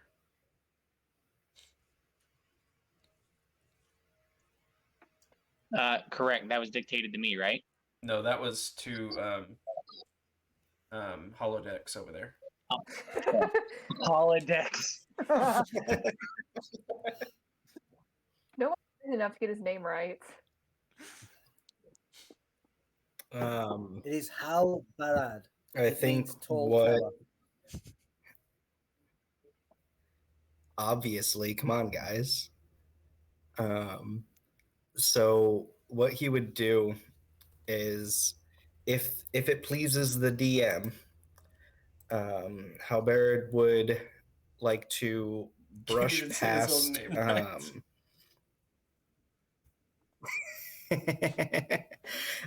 He would like to brush past Aragorn and basically just grab a hold of Maglor and just like judo hip throw him and land on him just to contain him. He's not trying to hurt him necessarily, just he needs to stop whatever the fuck he's doing. And so he's just gonna grab him, hip throw him, and can I attempt to stop is him? what I'm looking to do. Okay, Halberd, give me an athletics check. Aurelian, give me. Oh, I'm using inspiration.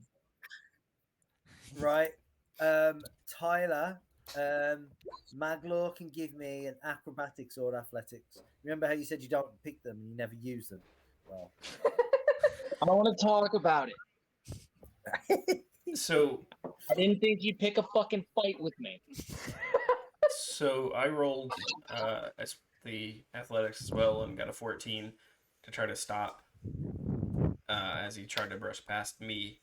And once again, my dice betrayed me. So What's Villy doing? Villy wants to bitch slap this person. Just like, Villy's running from the hills from all that magic. Are you Okay, good? Just get a so, second help me with it. I've He made said, "I'm sorry, friends. sir." To quote the Suicide Squad, it's new dumb friends. So, uh, Villy, give me a straight up strength check, please. If you're trying to slap Aurelian, Maglor. I was gonna Um, say, what did I do? Yeah. trying to Thank stop the fight. Aurelian and Aragorn together. you elves Let me all just look the check. same. You managed to just about interfere with Halberad to allow Maglor to slip away from his grasp, but uh, as he does so, Villy comes up with a big roundhouse slap, but slaps him right on the chest, the pauldron of his elven scale armor. Yeah,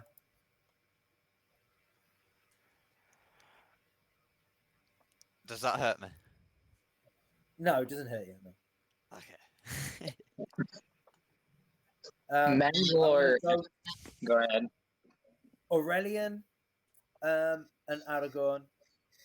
I'll give you. I'll let you choose first what you are going to do.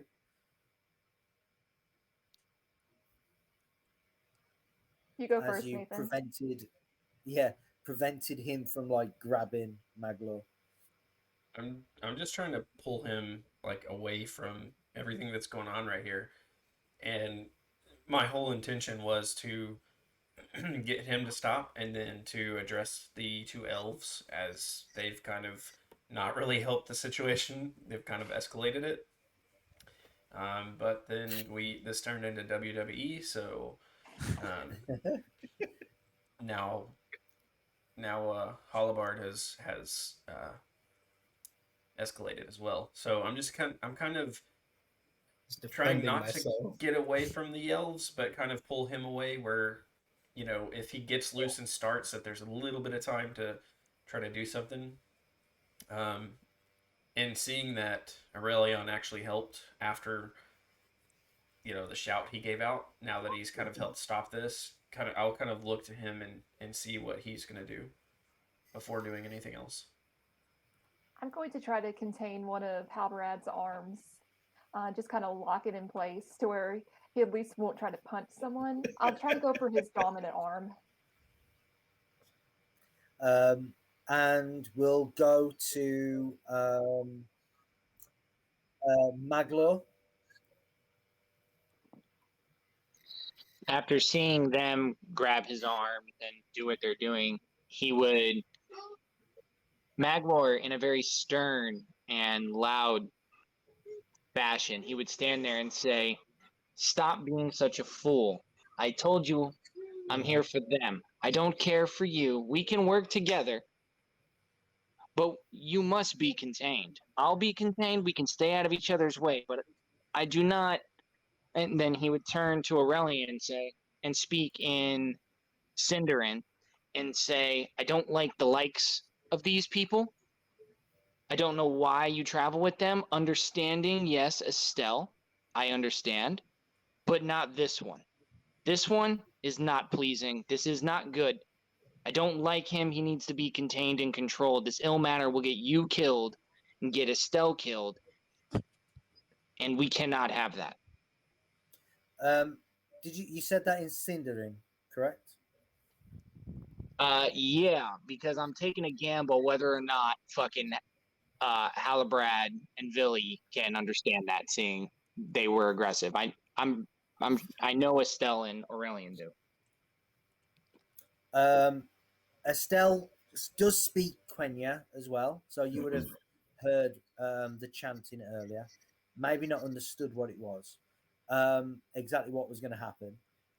Halberad and um, Halberad and Aragorn, you understand Sindarin also, both of you, so you'd have heard that.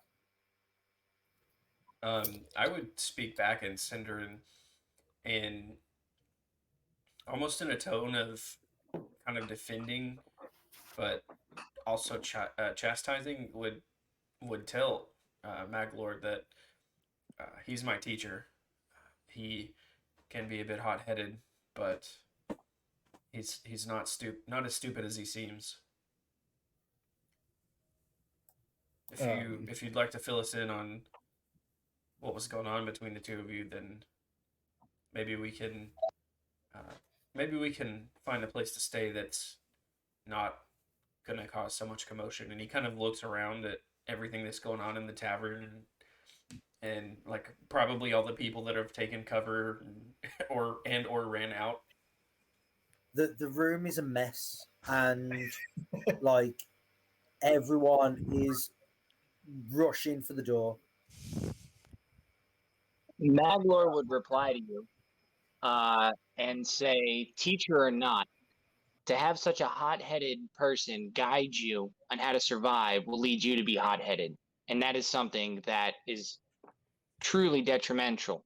Look what just happened because of the actions of him. Then he would turn to Aurelian and speak in Quenya, the ancient Elven tongue.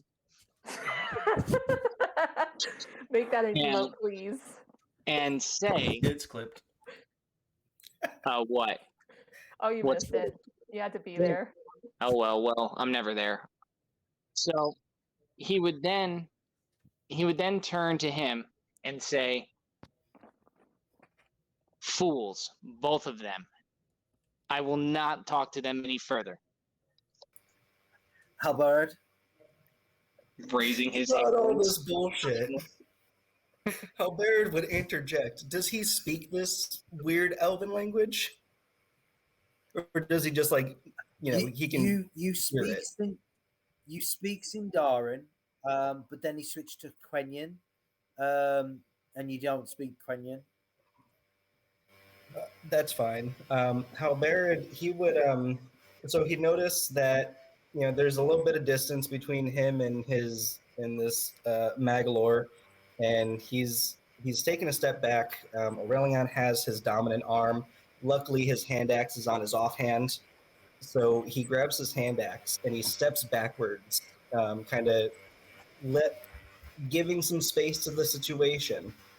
And brooding, he says, you follow us for God knows how long. You hide in the shadows and you expect me to trust you, and then you bring shame to my people. I should cut your ears off and wear them as a necklace. Who are you? Why are you here? And he would say, he'd probably just like keep rambling off, like just furious, and like, you come in here, you disrespect me and my lineage and my people, and then expect to be greeted as some victim. And he'd probably hit like a table or the wall or something with his hand axe, and like he's pacing back and forth behind his group, who obviously wants to get the information. He understands that, but at a moment's notice, he's ready to jump in and murder this elf. Can I slap Billy. him? Where he's at. It's like, Billy, Yeah, he doesn't understand any of what you guys have just said. He's just here thinking, looking at you like, is this a standoff? I'm right in front of him. So he just goes in and He's in the headbutts firing this, zone. Can random guy in the crotch, can thinking we're still fighting. can I yeah. make Make a, a roll. can I attempt to make a leap Go on. forward and like knock Vili on the back of the head with the pommel of my sword or something to just knock him out before he attacks this elf and causes more problems? Right. Roll. Just give me straight up dexterity checks, both of you. See who can act first. Man, screw roll 20. It's a 5. Forget this crap. Billy, you can make an unarmed attack, which is straight up strength, and we'll add your proficiency afterwards. Yeah. 9 plus 3, 12. Yeah, you headbutt him, but again, it just hits like his elven armor and deflects off. His crutch Unfortunately piece. for you, Aragorn, give me an attack roll.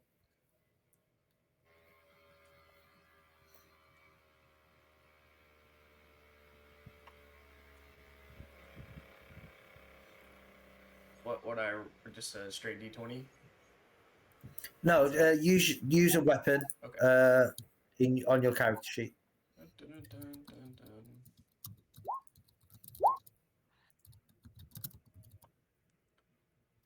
dun. 15. 15. Well, I'll give you an 18 simply because you're striking him from behind, and he does not have a clue that you're doing this. And I'm guessing 10 hit points puts Villy down. Yeah. Yeah. You take 10 non-lethal damage as you get clocked from behind and pass out. Yeah. And what happens from here? I'm gonna try to get control of the situation at this point. Like, I'm not gonna let Vili fall to the floor if I can catch him and kind of not pick him up, but maybe sit him in a chair or something, and just to make sure he doesn't fall on his face or anything like that. I'm trying to show more respect than's been shown this entire time we've been in this tavern, and kind of get control of the situation and hope that we can remedy what's happened and not have to be kicked out of the inn and find an abandoned place to sleep. But trying to calm everyone down, flip the table back over and set it down, kind of prep it up to where potentially, if everyone calmed down enough, we could sit and have an actual intelligent conversation instead of fighting if we're not kicked out. Halberd? Halberd he's keeping his distance. He's letting them, take the room. He's still aggravated though. He still has his hand axe out, and yeah, he's keeping his distance. He's letting Aragorn take the initiative and kind of be the center of attention. But he's kind of at that stage of the fight where like it kind of gets broken up, but like he's just beaming the guy who he wants to fuck up. Albarad, I'm not opposed to you being frustrated and angry. I understand what's happened. You can be mad and angry and frustrated all you'd like, but at least put the axe away for now. You don't have to sit. You don't have to talk. But at least steal your weapon. Kevin, are the Aurelian, Maglor? Yeah. Go on. Are the I don't know if the walls here are wooden, but if they are, he would just take his axe and he'd stick it into the wall and then just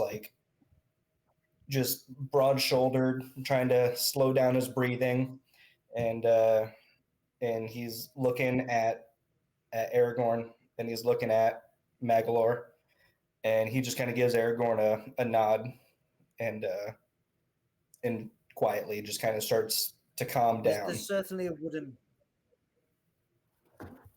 a wooden beam. You could probably reach the ceiling beam, to be fair. With it, a big wooden beam across the ceiling, you just wedge the axe into it. Mm-hmm. Aurelian, Maglor?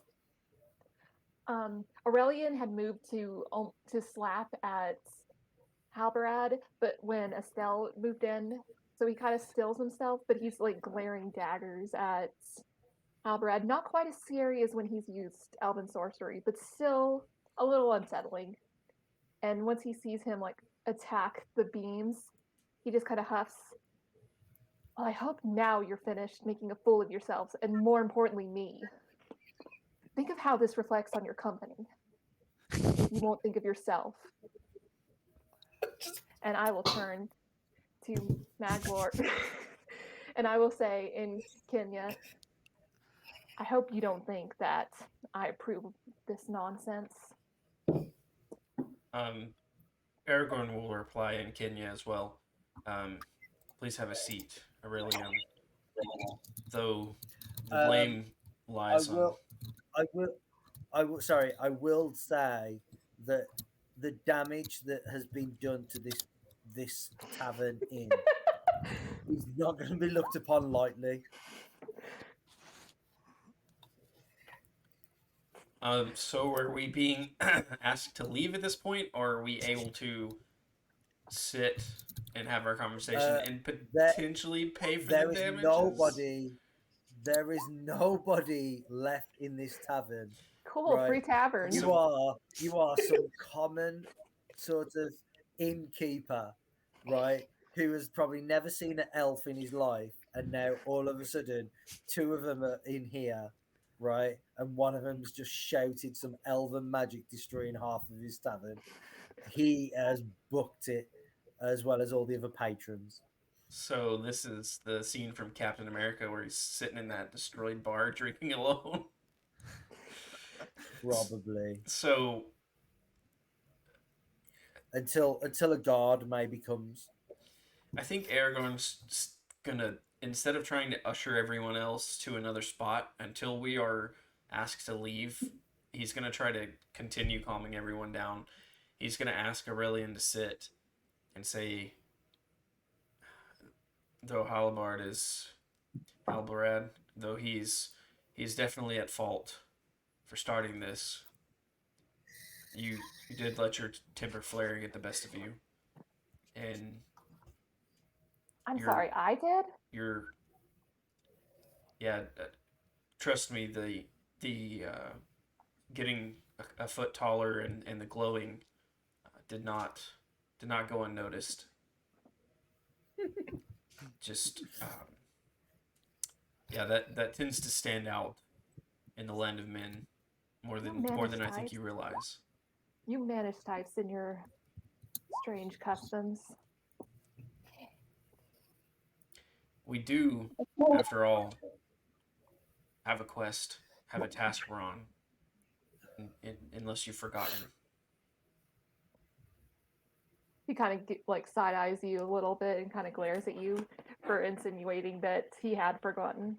You'll notice too, like when you do that as he says this, he's glancing from you to Halifax as well.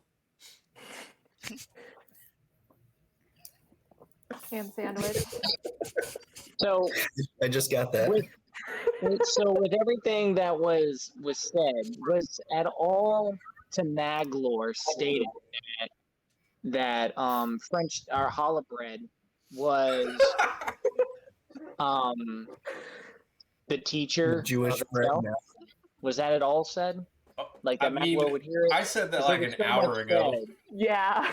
Yeah. Okay. Well, you responded to that. Regardless, yeah, I've already been fucking lost. So starting off in the Quenya, Maglor would reply, "I hope to find your sister soon." And that's all he would say. Then he would turn to Halabrad, and he would say, "We've reached an impasse, and I don't wish to cross it. You are a powerful foe. I seem to be quite powerful myself. So how about this? We agree to disagree. We levy our anger. I will put down mine. You put down yours for the sake of your friend who has drunkenly fallen over. He was someone who was not needed to be injured in this quarrel. He would turn to Estelle and he would say, "I've known you since you were young. I appreciate the head on your shoulders. You seem mentally stronger than when we last spoke, and that is good. Me, I got a little under my skin there. I'm not going to avoid the fact that that just happened. But what I will say is this. I'm willing to put my hand out and shake your hand, Halbrad, in front of everyone and embrace me in elven customs. And we'll call bygones be bygones. And we'll help our dwarf. We'll help this dwarf who is drooling on himself in this chair." Oh, please. Don't even worry about him. Halberd, And I'll reach Halberd, down and use Spare the Dying. thank you. Halberd, give me a traditions roll. It's at the bottom of the skills list. Sorry to interrupt you there, Kevin. No, so that's okay. Whew.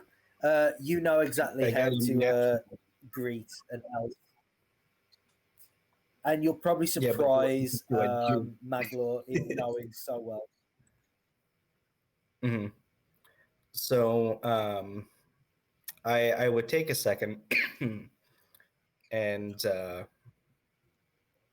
I'd grab my hand axe off of the ceiling post, and I'd put it back in its little hook there, and he would, in the most space-taking way, he would walk up and tower over this elf, and then do whatever LV tradition that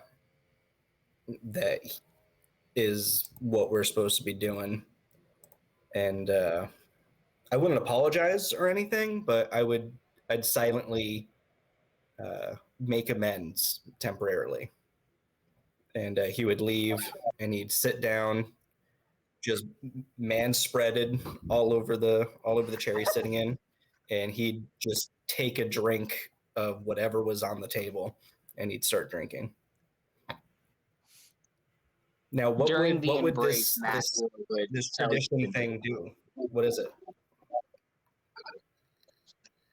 This elven tradition is just embracing arms, like, and it's embracing arms and then taking the other arm and wrapping it around the other person's back.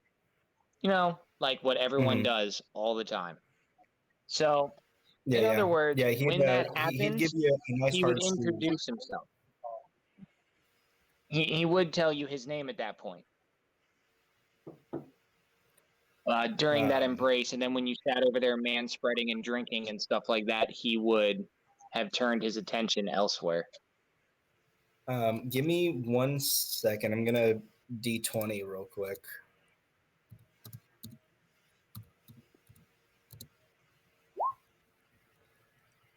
So as you introduce yourself, he'd squeeze your arm, not hard enough to hurt you, but just kind of like to notice that he's got some meat behind his hands, and he'd hold you in real tight, and as we kind of start stepping away from each other, he'd keep your arm locked in, and he would say, "Now that's a proper introduction, isn't it?"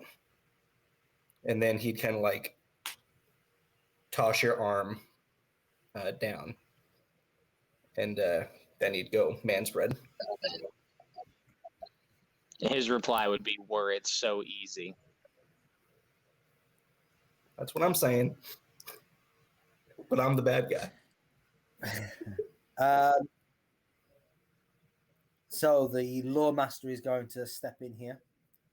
The group help the unconscious Villy up. You leave the tavern in a hurry. There's a crowd gathering. The group slips between the empty streets. and you find an abandoned building. You cross the bridge at night to the south side of the river, where you find your abandoned building, and you are able to rest for the night uncomfortably. You can recover all your hit points, but you will not recover any hit dice used because you have not had a comfortable night's sleep. Oh,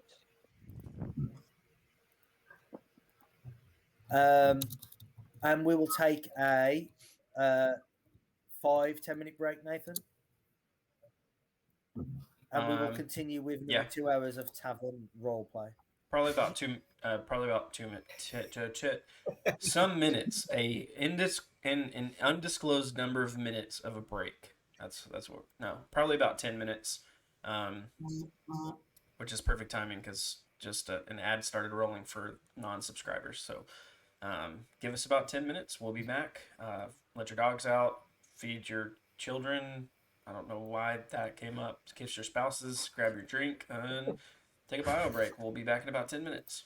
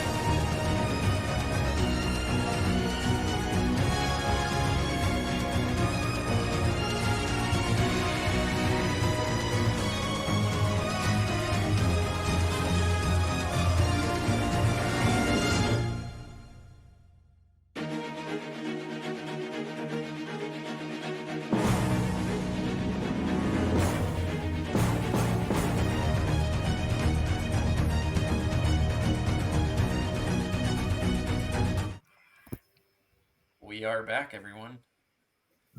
See if we can salvage. I wouldn't call it a train wreck. It's been a lot of fun. We spent the last 2 hours in a tavern, so we'll see what we can get out of that. Kevin, it is all yours, Mr. Lore Master.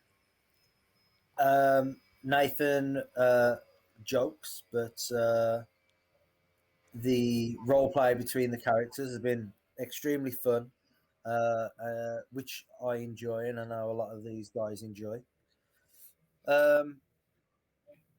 So let us roll out, as the Optimus Prime might say.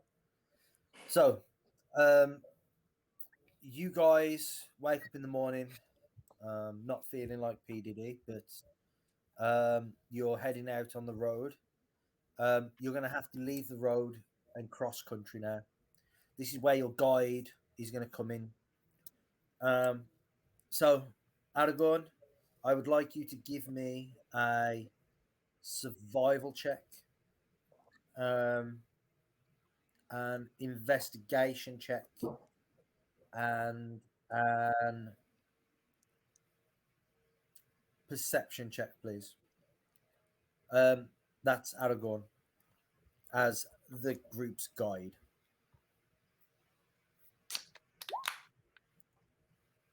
14 for survival. Yeah. You said a perception. Yeah. 13 for perception. And what else? And investigation. Let's see if we can get a 12. Investigation. Oh, 16 for investigation. Okay. You think that probably going to take maybe 3 days to get there. You plan the route. You're going to head east and cross over the river at a location you know. You're going to have to spend probably 2 nights and probably arrive there sometime. If you're going to head to the Whispering Halls of Austin Ethel, then the City of the Elves, then you probably get there at night time on the 3rd day. Villy, how do you feel after your previous night of drinking and horn blowing? Throat's a bit sore. Giggity. I believe it's bag blowing. Bag blowing. Not better. It's a technical term. Technical term we use in the industry. His throat's quite sore. On the front, and his head hurts from headbutting or whatever the fuck he did last night. He remembers getting in a fight, but Headbang the codpiece. You headbutted the wrong head. Heyo. Play the sound. Focus. Play the sound, Nathan. You earned it. Thank you.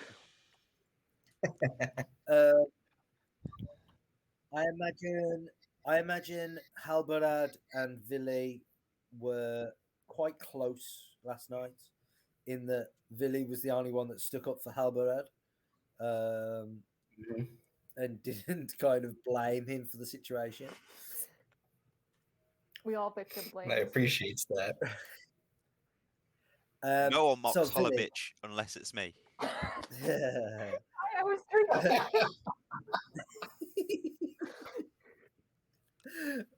Billy, if you can give me an as the scout, we're going to see if you can save some time with your scouting to plot a faster route and pick a good way. What have you rolled? So I would like you to roll an a stealth, investigation, and perception, please. Look at Villy. 27 stealth, Okay. 23 investigation, and a 12 perception. Nice. Okay. Excellent. We will go through the effects of that shortly.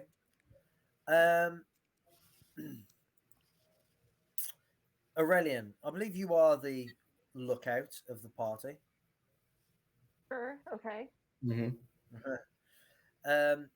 Aurelian, I would like you to give me perception, nature, and investigation, please.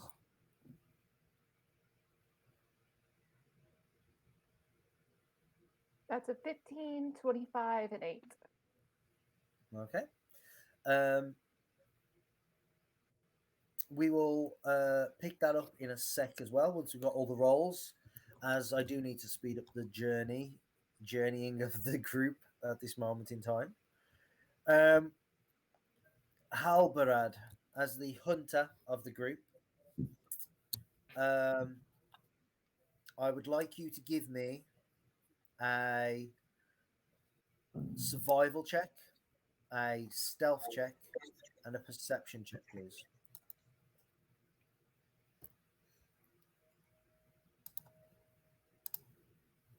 Okay.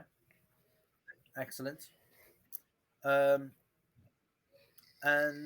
what is Maglor going to be doing on the journey as you make your way through the ancient realm of Eregion? Once you're home, once ruled by the elves. Sitting in the shadows.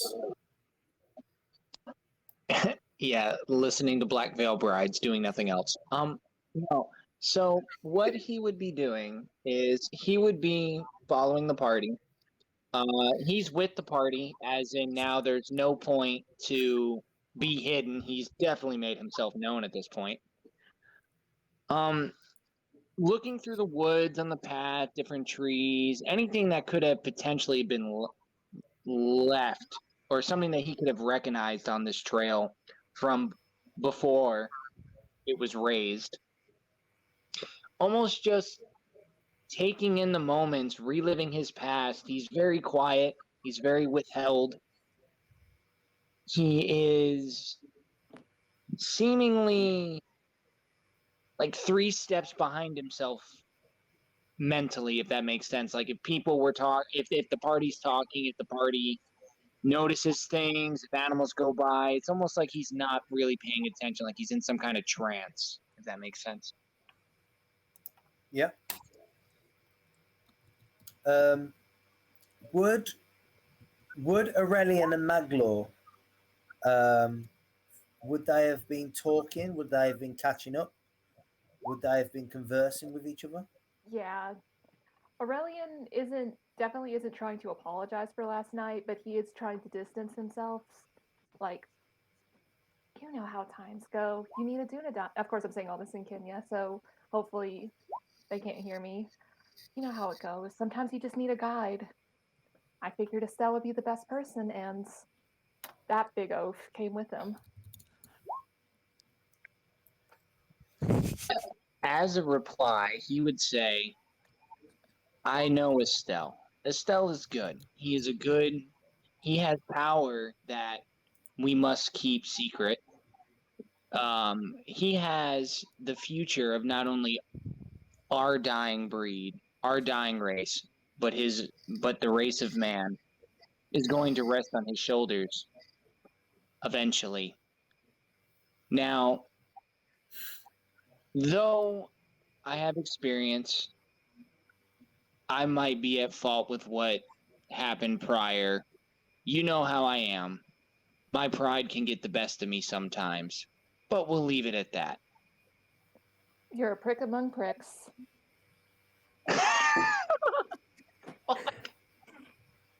Yes. It would lead to a soft chuckle, and leading past that, he would go, but we must carry on. Feather got off his couch. Yeah. I rolled a 14 to see if I hear this conversation. How secretive would you have tried to be, Aurelian? Oh, I don't care if they hear. I'm speaking in Kenya, but that's about all the secretive I am having. I know, I know Aragorn knows that. Does the other person? No, Halberd No. doesn't know Quenya. It's only because you've been brought up in Rivendell that you know it. I will glance Yeah, back at the two as they're having this conversation, and just kind of not give them like a stern look or anything, but just give them a knowing look and say absolutely nothing. I will just give him a smirk and just go like, I rolled a because I didn't know if it was going to be stealth or deception to try to lower my voice to be deterred. I did yeah, happen to deception. beat his. I did happen to get higher than his perception. For my Yeah. end of the thing, seeing I kind of coughed up the facts that I might have quite potentially kind of sort of triggered the giant. Yeah. So he probably was able to hide it from yourself, Aragorn. I imagine I just heard Um, Aurelian's side of the conversation and heard enough of what he was saying to know that if this was understood by everyone else, we'd be in the same position we were in last night. And that's why he just kind of looks back and gives that look like he should know better. But I guess that's why he's using this language that he knows the other two don't speak. yeah. Um, I can imagine that Vili and Halbarad have been traveling maybe more together.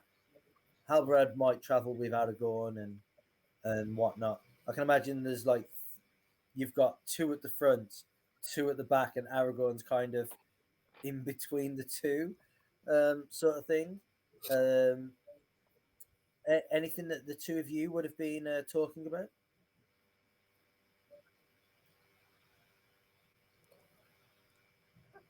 Halberd wouldn't really uh, speak too much about the night before, about the event. We'll say he would he'd more so just kind of stick to business. If Billy brings up some small talk or something interesting to talk about, he'll chat. He's not trying to make the whole day about the bar fight. Unless Billy wants to, then he'll kind of be smug about it a little bit, just a little bit. Billy's kind of disappointed in himself about that fight, so he's going to keep it on the bit of a hush. He doesn't want to I be mean, the. he was Yeah. drunk, so He doesn't want to be the dwarf that was took down. Yeah, by and Halberd would bring that up. It's a little embarrassing. what the fact that he was drunk or lost the bar fight? yes. Yes. That he got took down by an elf. Didn't he get taken down by like Estelle, like hitting him with a sword? Yes. I don't think he remembers that though. Luckily enough, unless you want to do an intelligence save, Yeah, why not? Billy, do an intelligence save. See if your memory has returned to you. Does it? Ooh, 15. You remember getting hit on the back of the head. You don't know who by, but someone hit you on the back of the head to knock you out. It was on the back of the head. So it wasn't that elf bastard. Well, the one we were fighting. It's yesterday's news. We just keep our head forward, and he'd kind of glance back and he'd say, "If any luck, we'll get another chance. But let's be reasonable Yes. and he'd kind of like give you a playful elbow, and he'll say, and I guess get rich from what you have going on this trip here." Oh, yes. You've got my back, I've got yours. Aye.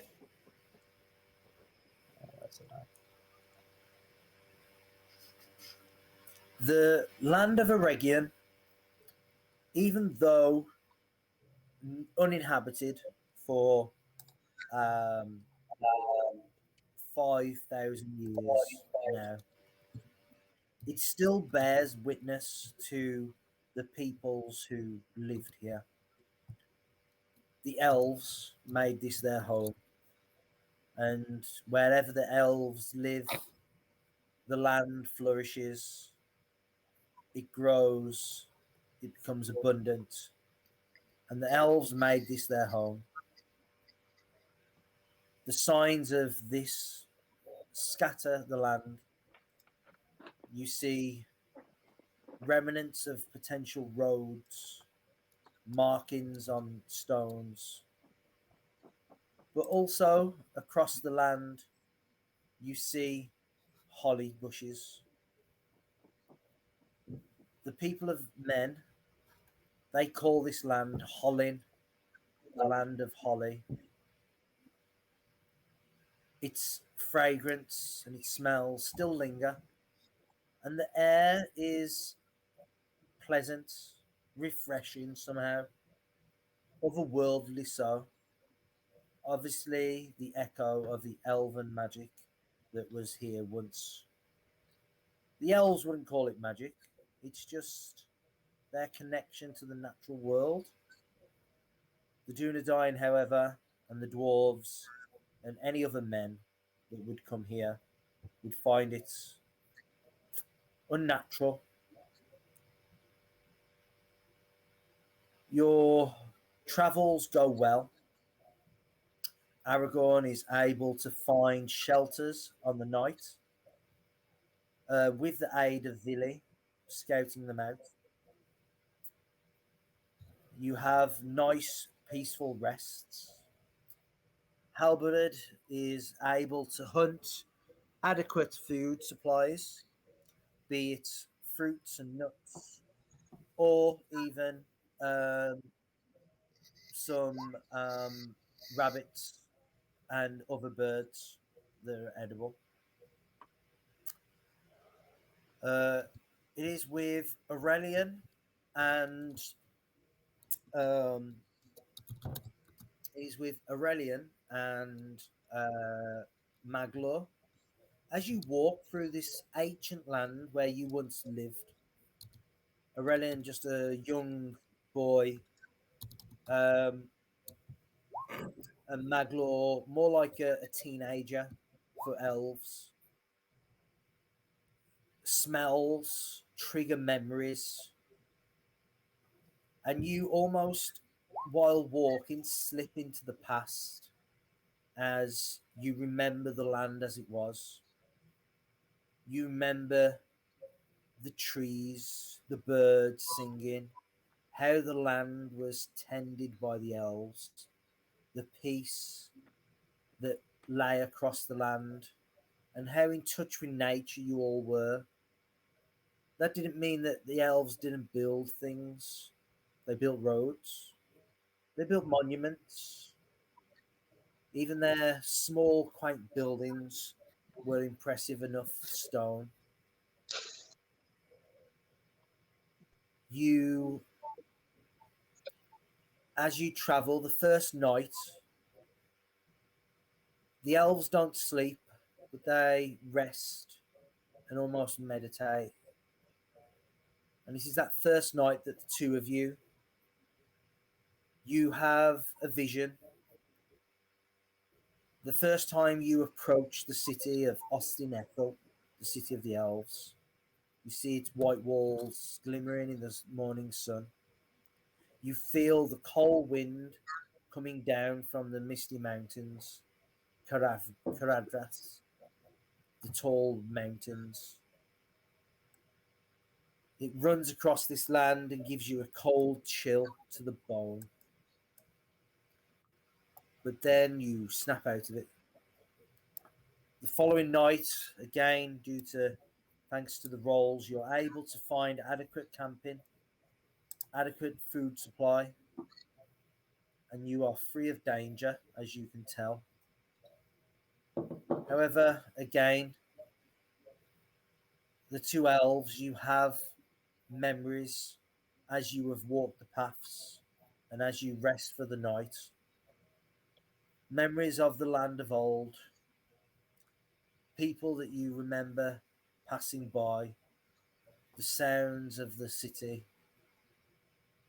and in the evening, well, in the afternoon of the third day, you see it up on the hill, the Whispering Halls, surrounded by Austin Ethel, the city of elves. What do you guys do? What would you like to do?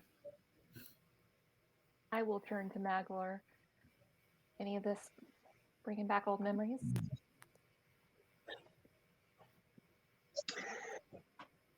He would look to you and he would smile and he would say, "Oh, too many memories to count.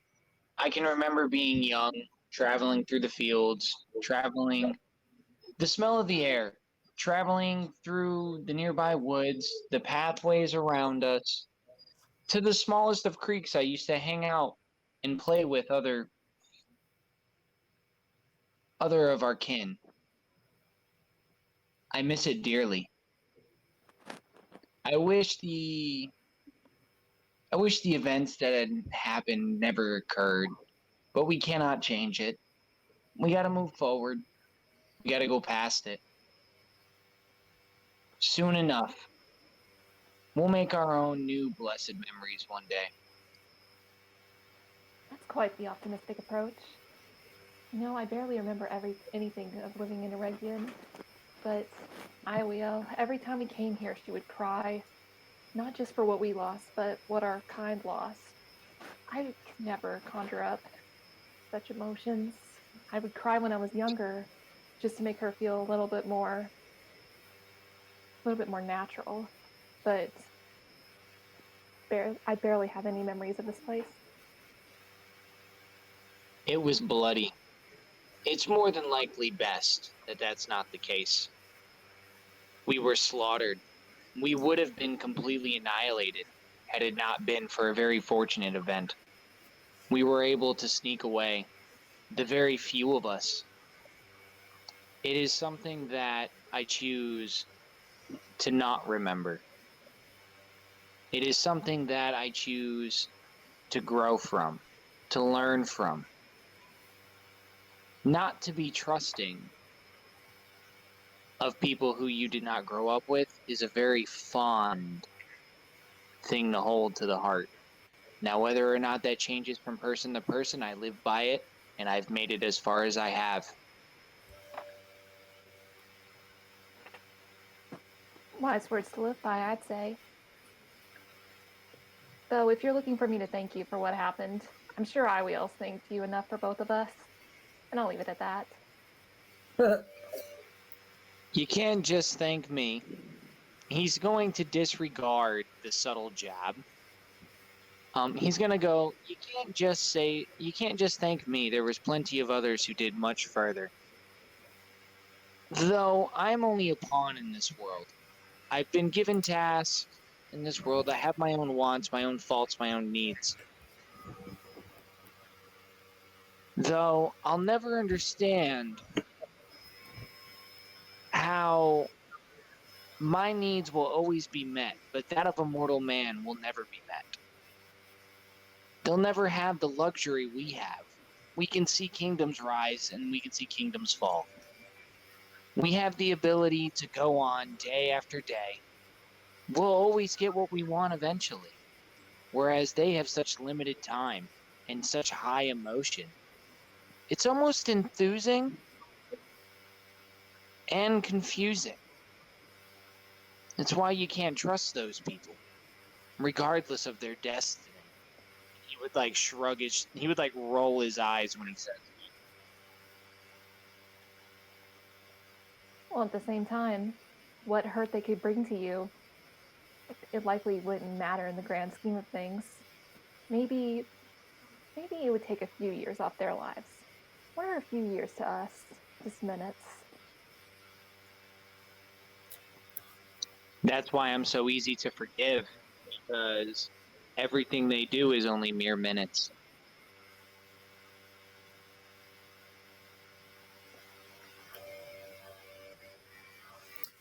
Villy, this land, you've never been here before. The dwarves you've travelled with, they were scared of it. Elven magic, they said, was across the land. And ever since you crossed the river into what is known as Eregion, it's felt different. Even the stones seem to feel different. Something about the land. There's like an echo of life that was once here. It's maybe creepy, but how's Villy feeling about it? Um, it feels a little like cautious, like new stuff than magic that he's seen and really doesn't like. But it's also curious and like wanting to know more. Like, why is it like this? You can you can definitely understand now why the rest of your kin were reluctant to come here. This feeling is unnatural to the dwarves. But you're driven, you're determined. By the way, Maglor, I need a corruption save from you.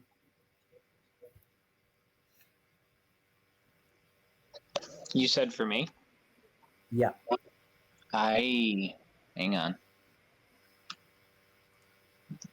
Nailed it! Okay, roll me a d6.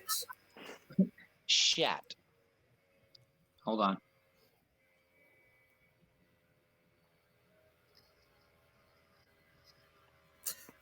So on your character sheet, Tyler, you should have on the right hand side resources, and one of them it says shadow. The top bit is permanent shadow, the bottom bit is temporary shadow. Fill in, put 4 temporary shadow, please. Yep. Um, Aragorn, Halbarad. Aragorn, you've been this way before. You've been with the Sons of Elrond, um, hunting orcs in the Misty Mountains. Um, that's why you are the guide.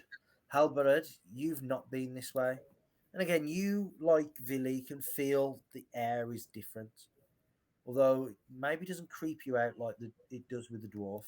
It almost maybe feels refreshing to you. Yeah, he would I guess to a certain extent he would recognize almost a sense of peace, with how it's unnatural but in almost an orderly way to a certain extent. Um, he wouldn't comment on it too much, but I'm sure he would notice Billy being uncomfortable at least. And he'd probably check in on him. He'd say, um, first time so deep into the Elven lands? Yeah, kind of creeps me out a little bit. All this weird energy. Kind of new. Yeah. He would just kind of nod his head, and he would say, for as much strife as we give the elves, I mean, they have a particular way of life, and it seems to work for them. When you live with such, and he'd kind of look around and see, uh, with such comfort at your disposal, um, it can it can change a lot about you. Um, and he would say, dwarves, though, they're sturdy, they're tough, and they need to be. And he says, I think if you keep your head up and you keep your shoulders back, stand as tall as you can, you'll be okay. And Really kind kind of of like give you a pat in the back. Really kind of like just stands up a little bit straighter and just like nods in appreciation and just looks a little bit happier about the whole situation. Yeah. Be proud like the dwarves are.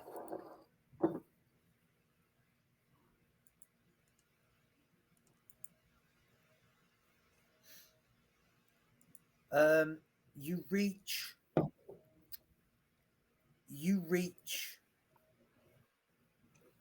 the city on a hill. Its towers, its bastions. It looks a glorious place. Well, it would do if it wasn't in ruins. Many of you know that Sauron came here with his full might and destroyed the elves, destroyed the land, destroyed the city. The last thing you heard was its lord, Celebrimbor, was crucified and used as a standard, pierced with many arrows.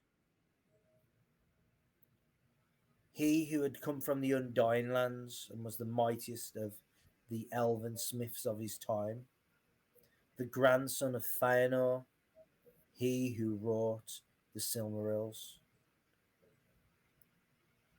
The city is destroyed as you look upon the hills. I want everyone to give me a perception check.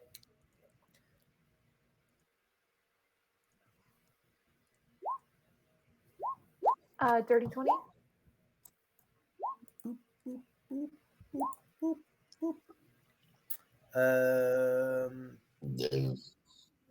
I don't see Magor, shit. no. Aurelian, yes. Too sad. Um, No see. Nathan, no. 8 roll Billy, 20, you no. dice, man. Man, So, it was nice to me when I was hidden. That's about it. Maglor, maybe you're looking around at the destruction and the devastation, and your mind drifts away to what it looked like in the past.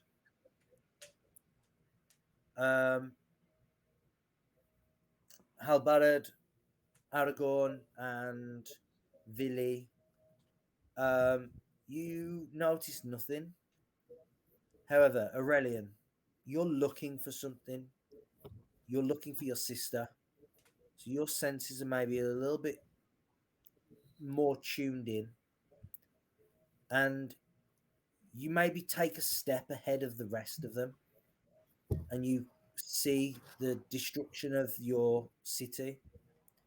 Last time you saw it, it was burning. Well, No, I've when been you here left before. it first, yeah, when you left it, it was burning. You've been back with your sister. You know the route into the where she likes to visit. But this time, as the wind blows from the east, from the mountains, and the scent of holly hits your nose, you see it almost like when you was a kid. You see it in perfect image of it in its full glory.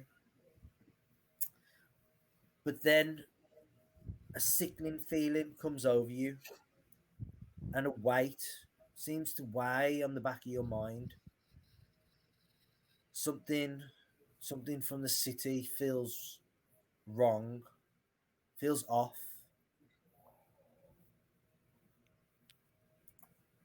Okay, I'm gonna whisper this to you, Kevin.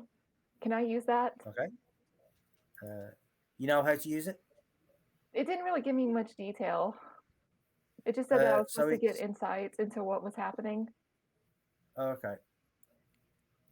Yeah, you want to whisper something to me? Oh, did I not already? No, I don't see it. Hold Oh, on. in Roll20. Yeah. No, it hasn't come through. So it's /W. That's come There through. it went. Yeah. Yeah, that's cool. Let me. Did I? I better do it. Yeah.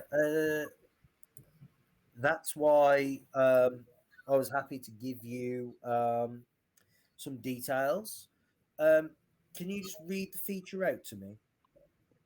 Give me 1 second. I've got the actual details Oh. on my computer here. Hold on. I can also find it as well, so I will find it. That's okay. Oh, you got it? Never mind. Yeah, I can find it. Just to make it more suspenseful for the chat. Yeah.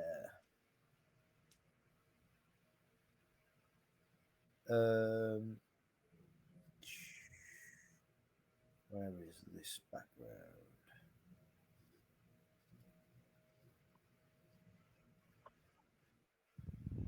Right. Okay. Here we go.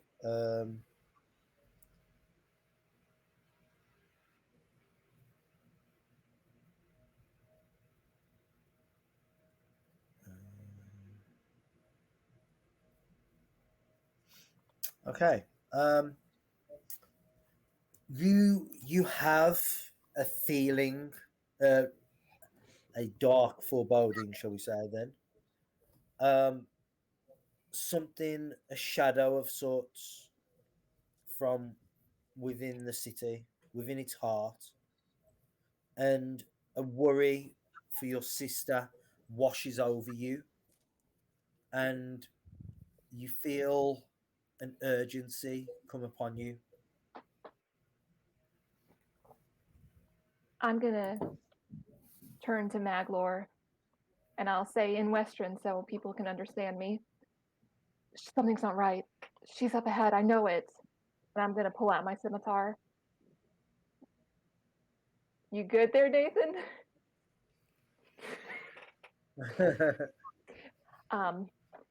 Will you stand by my side here? He's just preparing for his ASMR streams. Get a completely wreck immersion when nobody else can hear it. I'll turn to Maglor. I need you to stand by my side if you'll come with me.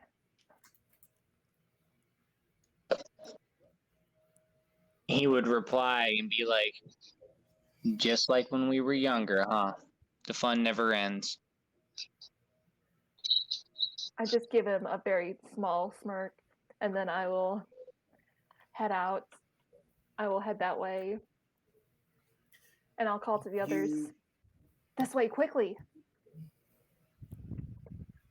You quickly lead the group around the city to the entrance that you know. But it's not easy accessing the city. There's lots of destruction still and devastation, fallen pillars. So we're going to do some checks to see how you navigate. 5 of you, which is excellent.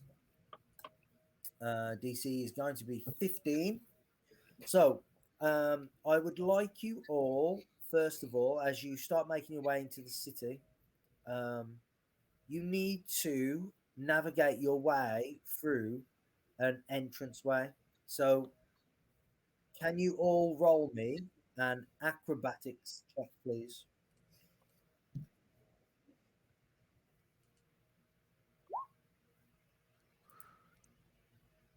You know, Kevin, There's in all one. respects, I should have thought about the fact that you're the DM, and that this is probably going to be something you like because you like this one. But no, of course, I had to stick with my stubborn old tendencies. So let's watch this, and oh shit, nailed it. So you want us to roll acrobatics? Yes, please. Okay. As you're there trying to squeeze through some tight tight stones and stuff to get through to the entrance that you need. Okay, well, there's 3 successes, so don't really need the rest, but let's see how they go.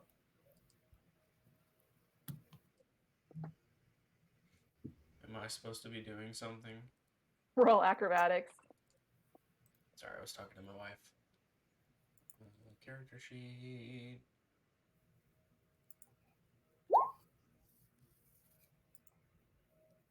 Ah, 6, because roll 20. Nathan, refresh. I have refreshed 3 times. Well, maybe try 3 more because that would be 6, and you just rolled a 6. It's Dunedain, that's because Nate got a 9 as well. Yeah. Mhm. Man, want that was these Nice. more the difficult. tavern scene. It is Yeah, I more used all my difficult good to rolls. squeeze through. But it's a group success, so you're able to squeeze through between the fallen rocks to the path which Aurelian chooses. Next up, there's some tumbled down stones to wish to kind of clamber up. Why don't you all give me perception checks to see if you can make your way and pick your way up the rubble? You said perception? Yeah, perception. That is a nat 20. Nailed it. Oof.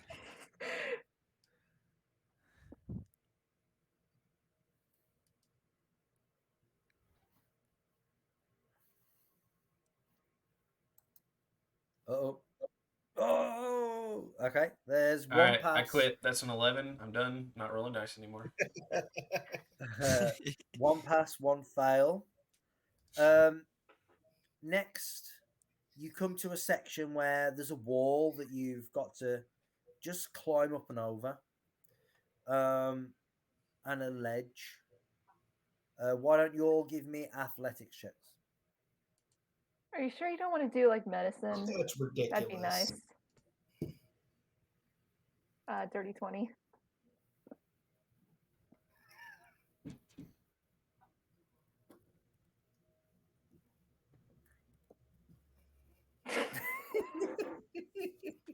Man, this is some bullshit. That's a 7. It's that elven magic. I just refreshed too. Are you going to start rolling in real life? No, because I don't have a character sheet. All right, Hold on. there's one more You refresh. do have a character sheet. You can click on it. It's cursed apparently. There, I did it twice.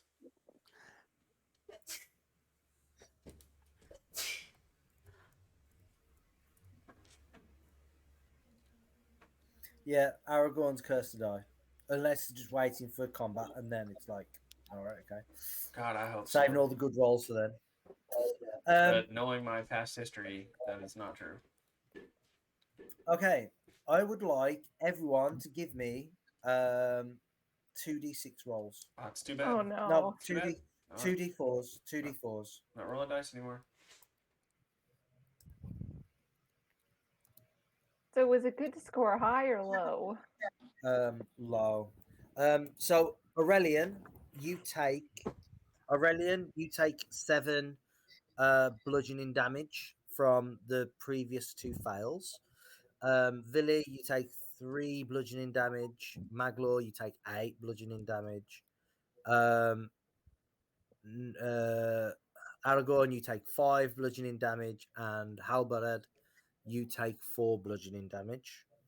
Hey, I'm Right, just so gonna note that that's bullshit. That I fucking roll low, and then when it's time to hurt me, I get 2 max rolls. Like that shit's pure AIDS, and I want to veto bullshit. But you know what? I'll just blame fucking like what's his name? Fucking Hollow or you know, Hansel and Gretel over there, whatever.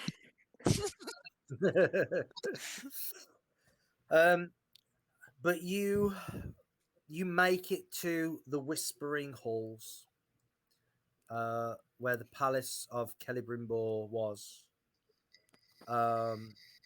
and I shall transfer you to the map. A Oh, it's an different actual map. map. You know what that means? Oh no. You don't mean. Death. Aragorn will never be king now. Sauron will never be defeated. It is known. Oh shit. Yes, I need to transfer your character sheets somewhere. Your characters. Where am I going to put them? Roll20 hates me. Wow, Regian sure set up like a battle map, isn't it? Oh yes, I know. How unusual. I'm going to place you guys to the right at the bottom of the map, and I'm going to drag your character sheets on. So there's 1. Oh, 2. You guys are huge. So how about that? Maglor. Hey, real quick while you're setting that up. I don't remember when we were talking about it. Are cantrips going to be counted against my hit die or no? No. Copy.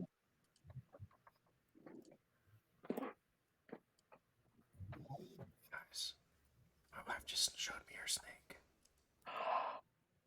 Tell her to bring the snake here. I want to see Snake. Snack. Bring the snake. Okay, so someone just found our channel points. And guess what, everybody? We have to stretch now. Because somebody redeemed stretch. What? 7. Somebody in redeemed stretch. stretch. Everyone has to stretch. I feel like I'm going to fall. How do we Ah. redeem show Snake? I want to see the snake. Well, just don't. It's not a channel. It's not a channel Aw. point yet.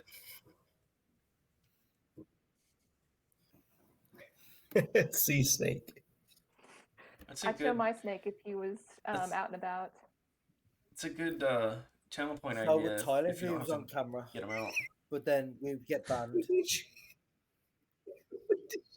What does this mean? Oh, I promise you, I'm stretching to the fullest extent of what I can. Ooh, oh, I feel so great. He can't. The problem with Tyler is when he's Super gaming stressed, online, bud. he can't move except for in one spot, or his voice goes robot. Or else he dies. Have you all found your character sheets? Your character tokens? Yes. Whoa, lost it.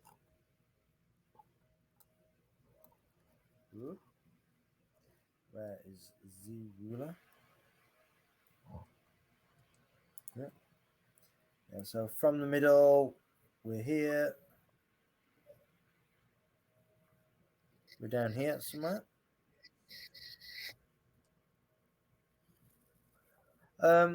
Thanks, Ray. Everyone has to take You're a drink welcome. now. Shit, I don't have a drink.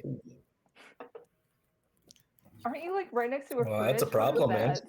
That's the freezer. To sound like an alcoholic, the closest beverage towards me is actually a bottle of whiskey. So, Ray, that was kind of rude. Actually, it probably is. Where is it? Hold on, Super hold on. rude. Hey, Yes. OG Nathan, I sent you a snap earlier when I saw you drinking a beer, and I pulled out my bottle of whiskey and took a picture and was like, "I'm with you, bud." And then you went and flipped the fucking table on me. I see that now. Just looking at it now. I'm over here like I was over here like I got you, bud. Here we go, and then you're like, "Die, bitch."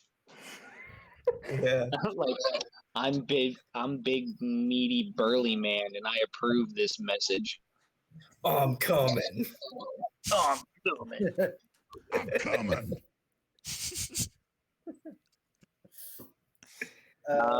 My character. Oh no, never mind. I'm retarded. Okay. So, Why doesn't everyone give me a perception check?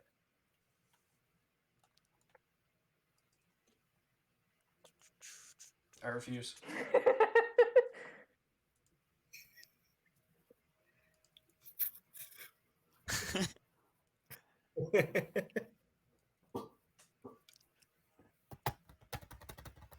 The only reason I say that is because roll 20 just crashed on Hey. the refresh. So give me a sec. Yeah. Oh my god! Yeah, I'm going to alright. buy a lottery ticket, guys. You did It's a it. 21. It's this map, mate. That's what it is. It's the map.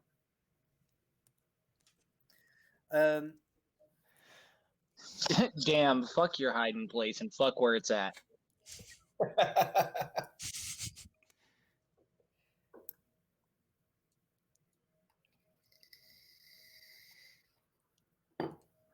So,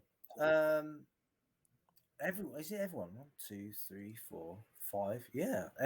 You all, as you get up here, a little bit battered, That one was a mistake. I'm not gonna lie. a little bit battered and bruised. You feel a presence. You know,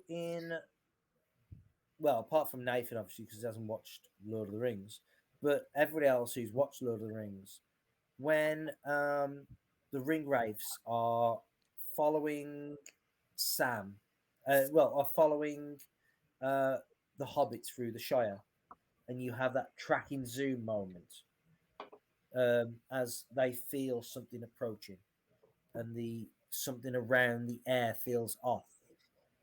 You're all getting that sensation. You're all feeling that sort of unease, and it's coming from this direction. What would you like to do? Go the opposite direction. Very well. No, I'm just joking. It does sound smart. Could you ping on the map one more time what direction it's coming from?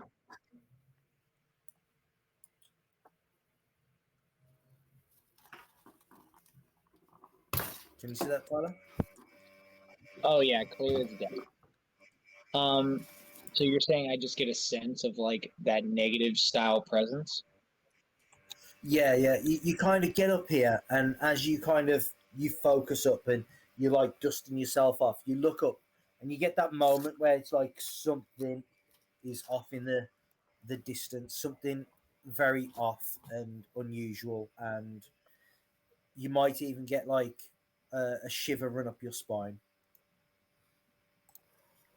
So roll 20 just crashed on me again. I'm trying to figure out what I want to do, but for some reason I can't see anytime I go to snap anything or draw anything to see what I'm going to do with my life. So I need to refresh. Everybody else, figure out what you're going to do. Damn it.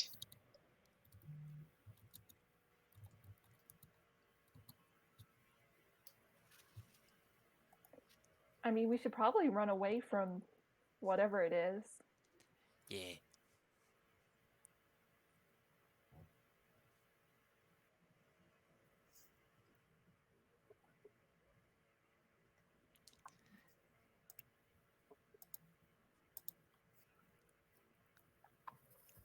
Are you turning around and going back? Well, no, but like, we should hide, right? All right, so I have control Are we of. just sensing something, or did we hear something? No, I can- you're sensing something. Do you want me to sneak up on it? See what it is? I mean, we know what it is. It's Balrog, right? Yeah, it's just a Balrog. It's Shut no up, big deal. Kevin. It's just a Balrog.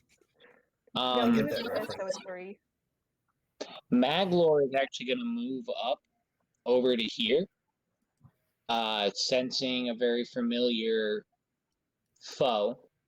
He believes his best. He wants to go over here to get a look around the wall that's in front of us. Okay, where are you stepping to? There.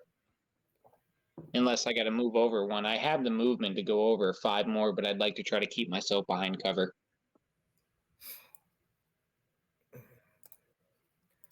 I'm going to follow behind you. Why can't I only select one token? Hey, Kevin, if you say that I walk into a trap, I'm leaving. I was just thinking about that. Okay. Joke's on you. You walk into 3 traps. At once? Right. Hey, think about it this way. If you keep that up, he'll run out eventually of cells to break out of. As you get to wherever you get to,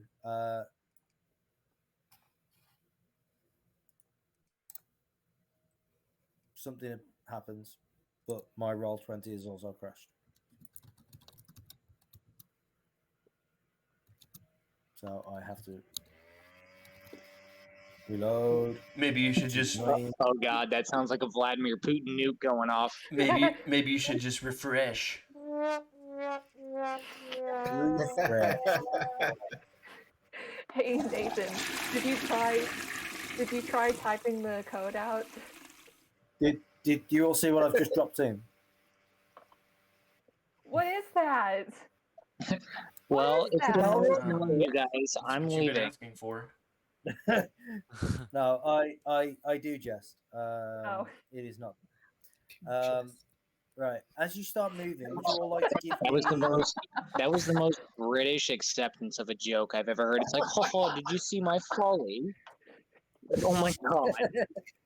I was thinking the same shit. I just didn't want to say it. I do chuckle. I caused you guys to have a bit of a mint.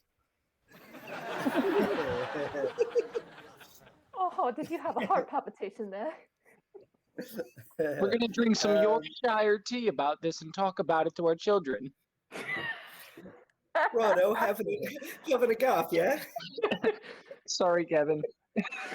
Do you remember when we said back on track? When did we say that? Kevin. Because I don't remember anyone saying that.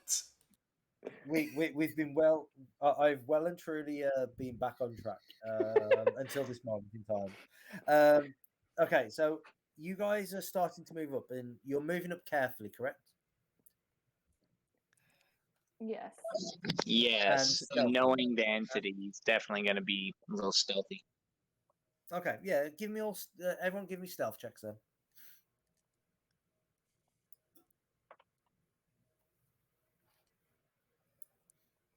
$25. So did everyone literally watch Aragorn go the other way and then be like, we're gonna follow the elf we've been fighting with this entire session? I mean, I like the elf we've been fighting with. I mean, following the lore, you're the only one who theoretically lives. Fine, So, I'm sticking yeah. with it. Well, let's see if the dice agree with that lore. Well, actually, Tyler, Halberad does also. Nat Not in my 20, book. 26. Not in my book. No, he doesn't. No, he doesn't. He's too much of a dick. You were gonna scribble out his name. Yeah, he's one of those. Every, He's got about as much lore behind him as the Blue Wizards. Oh no, I think he's got a little bit more than that, but fair point. Fair point. I'm just being a wise ass. Yeah. Let's see. Yeah, Halberad, you're the only one at the moment that seems to be unable to not make noise as you travel. I'm only kind of a giant. Yeah, kind of. You're pretty close. Yeah, which direction are you now looking to move in?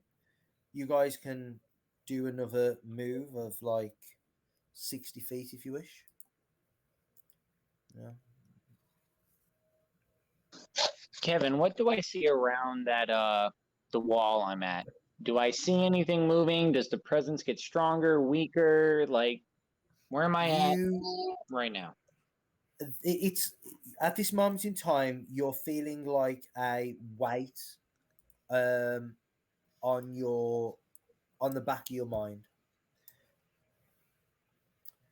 It's something weighing on you. You feel like something in the back of your mind. It's not talking to you or anything, but you just feel sort of maybe a presence of some sort in the area. Legolas feeling the Uruks for some reason that are miles away. A shadow Alright. approaches.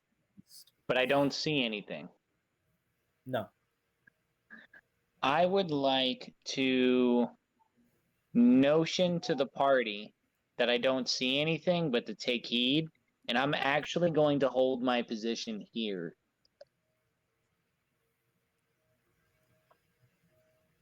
Okay.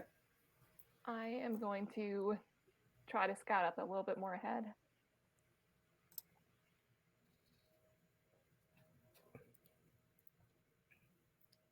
Yeah, you can all be moving your tokens until I say stop.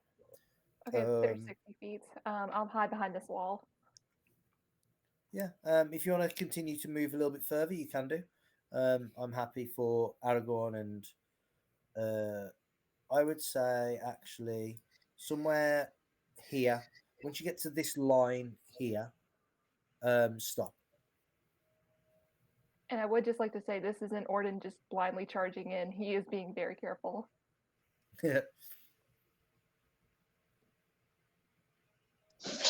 Seeing you notion that was pretty much a trigger point, I'm gonna move. Maglor is going to position himself behind this wall to take cover right here at this corner. He's not going to peer around the corner. That's why I put him back 1 or 2 paces. But seeing party members moving and adjusting in positions, he's going to he's gonna go up this way behind the wall that I'm marking and go to here, but he's not going to break around the corner. He's going to stay hidden. He's just going to listen in on his surroundings and whatnot, honing in on where his allies are moving. Yeah, okay.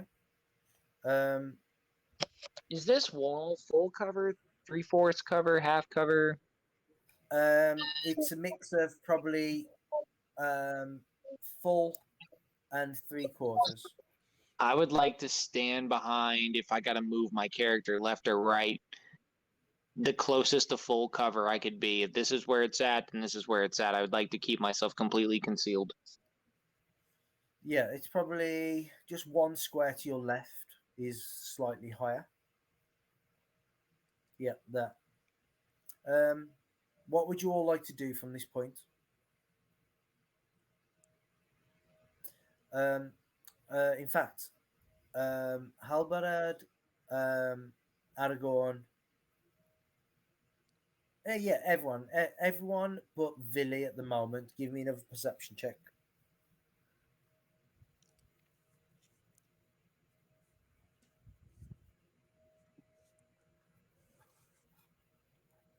Oh, I love roll 20. Dice. It's a 20. Oh.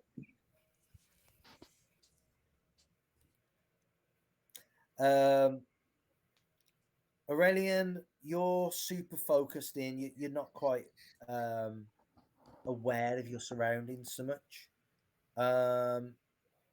Whereas the other 3, you're looking into this space.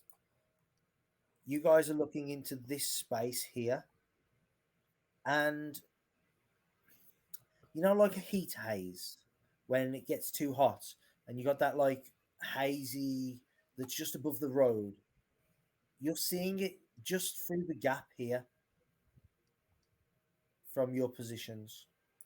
Can Aragorn even see it? Yes, just about. Just here for Aragorn. And then kind of here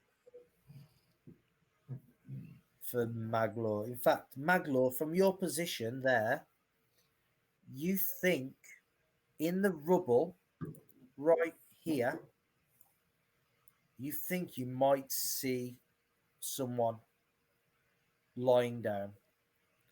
A leg, a piece of cloth.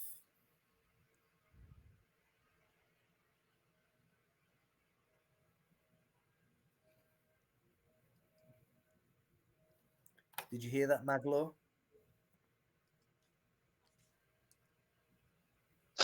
No, everything died on me in my JPEG connection status. So I heard you Okay. trying to describe where the position was, but it wasn't loading on my screen because my internet had a stroke. Okay. Yeah. From your position, like here, you would see in the rubble just a glimpse of a leg, a piece of cloth, right here in the rubble. Is it a leg he recognizes? Unfortunately So- for Aurelian. You're telling me I just see some random person's leg hanging out? Yeah, that's all you can see of them. So am I able to identify that it seems to be someone of fair skin or no?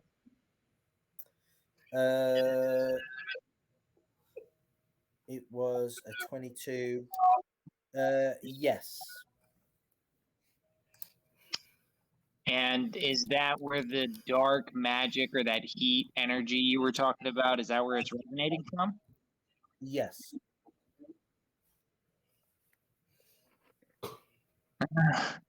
I saw that in Discord.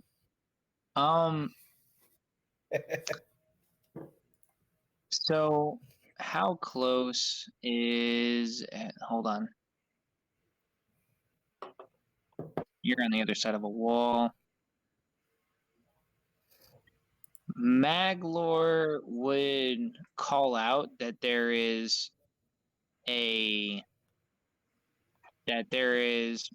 well, exactly as you said it, that there is a foot hanging out of the ground, or not hanging, sticking out of the ground up there at the source of where this energy we're feeling is coming from.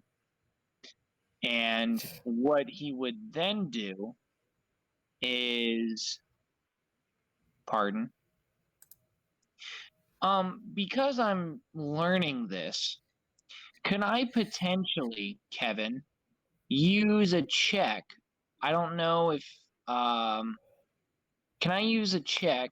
I don't know if one of these extra checks we have, like Shadow Lore or something of the rather, could help Maglor dictate if this is like a ploy, like if this is like a trap or something, like a guise for us to go to, or would it be more on the traditional lines of things? It's difficult. How about give me a wisdom save? A wisdom save. Yeah. There you go. You feel like something is there, but you don't know what or in what way or how. There's something going on. You see someone lying down, or you assume someone's lying down, and it's not just a leg. And you see almost like a miasma around in that vicinity. You don't know if it's got something to do with the leg or if it's something else. You're not sure. Do you feel like it's a trap? That would mean that they're expecting you or expecting someone. So you're saying I might have a good notion that it might feel like a trap? Or are you asking me if I feel like it is that? No, I'm saying that you might have a notion that something is maybe there, but a trap is difficult because that would assume that um, they knew that you was coming. All right. I would relay that information to my party, and I would notion to the party I feel that we need to take heed and do not approach that area right over here where the leg is, for the fact that I don't trust it. It doesn't seem what it appears to be, and I feel like we should investigate the other areas around us before heading towards this foot sticking out of the ground. Something's awry here. Hey, Derek, would you allow me to take my crossbow and just shoot? No. No? Yeah, Okay. well, fine. yeah, well, Derek's You not put me here, down. so Oh, sorry, Kevin. Would And you you allow said me? crossbow. Oh, Oops. did I? yeah. Short bow is what I meant. There were a lot of mistakes there. I will take my short bow if it's okay with you and just shoot here. Just try to see if anything happens to the arrow. Shoot, where did you say, sorry? Just one of these.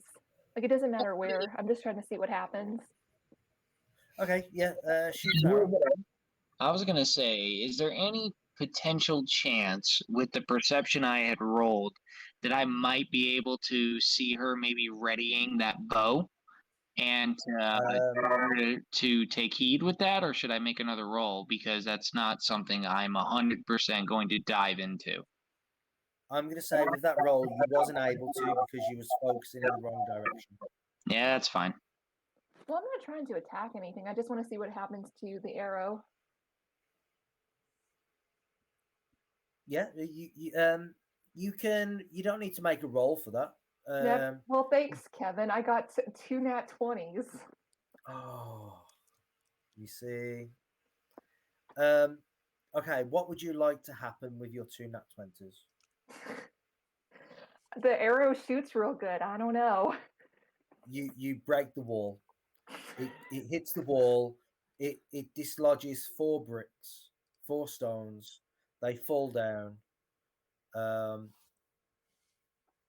And you feel inspired. He just kind of just goes, like, he has no clue how he did that. Yeah, like you was aiming for this like bug, and you literally hit the bug, and you're like, "Whoa! Did anyone else see that?" And nobody saw it. Oh man, that'll never happen again.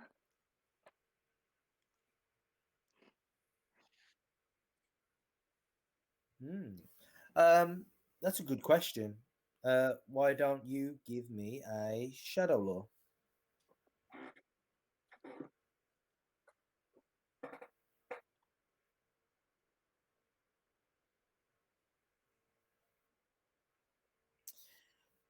Yes, you can. Yeah. So can Halbarad. Who'd have thunk it? Yeah, give me a shadow law roll then.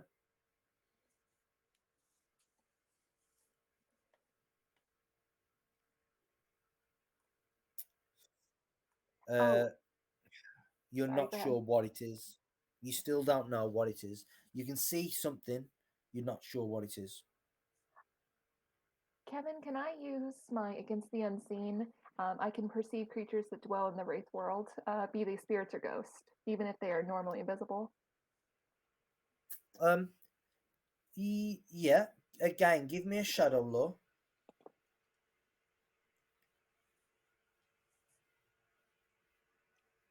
This is this is just to help your understanding because you can see what you can see, right? But it's more so understanding what you see. So yeah, unfortunately, you see what you see, but you're still not understanding what it quite might be.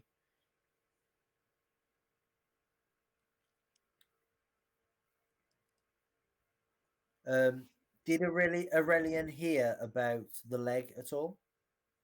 Uh, yeah, I made Magler. a notion of everything I had seen to the party about the Yeah. leg, about the whether it was fair. The idea when I was saying fair skin, by the way, was dictating whether it was going to be like a goblin or an orc in comparison to potentially a human or something of the rather.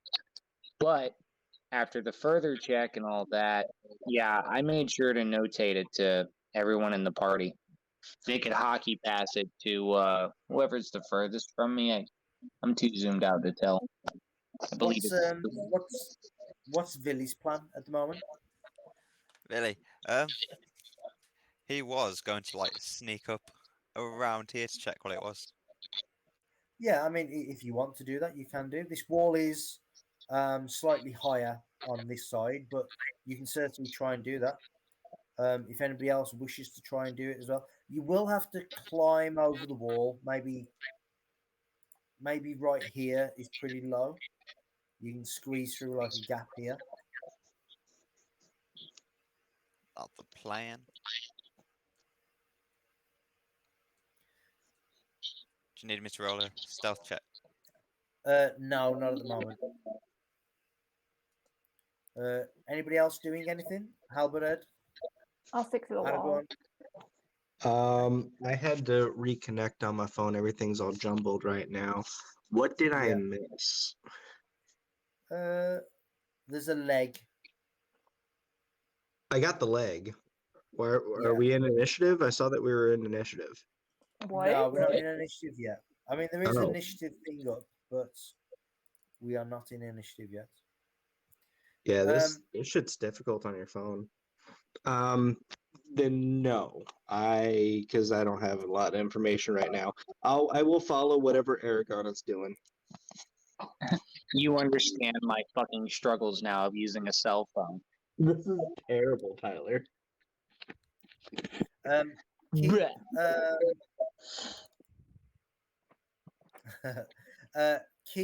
you can keep moving and do acting until I say stop or whatnot. So you guys keep doing what you want to do.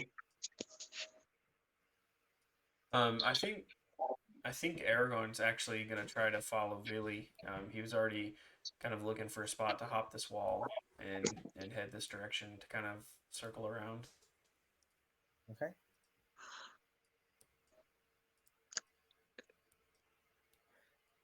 And Villy, yeah, you can hold it there. Aragorn, you can hold it there as well. Give me perception checks. Perception.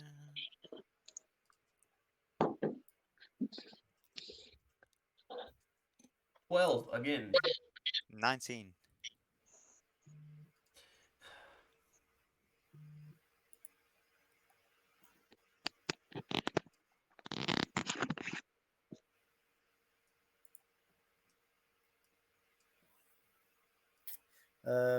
Villy, you get a very weird feeling. You know how the land was tingly and fresh and weird that way? You're getting a sickening, cold feeling run up you down your spine. Villy literally just stops in his tracks as soon as he senses that and looks back at Aragon and tells him this.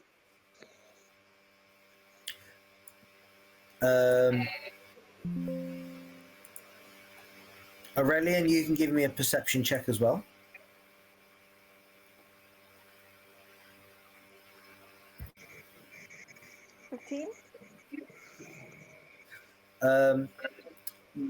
You now can also see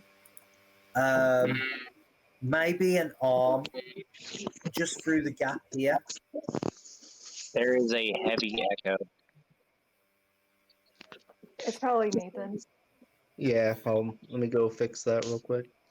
I'm gonna call out. Yo, who put that bird brain fucking? Yeah, nailed it. Yeah, just go ahead and put that on repeat. That's beautiful. Jesus.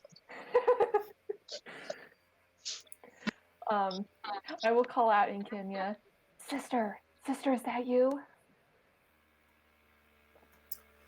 Not being too loud, but enough to where she can hopefully hear me. You think you see a finger twitch, maybe the hand twitch, but that's it. I will call back to Maglor. Also in Kenya. I think she's here. He would reply and say, I think not.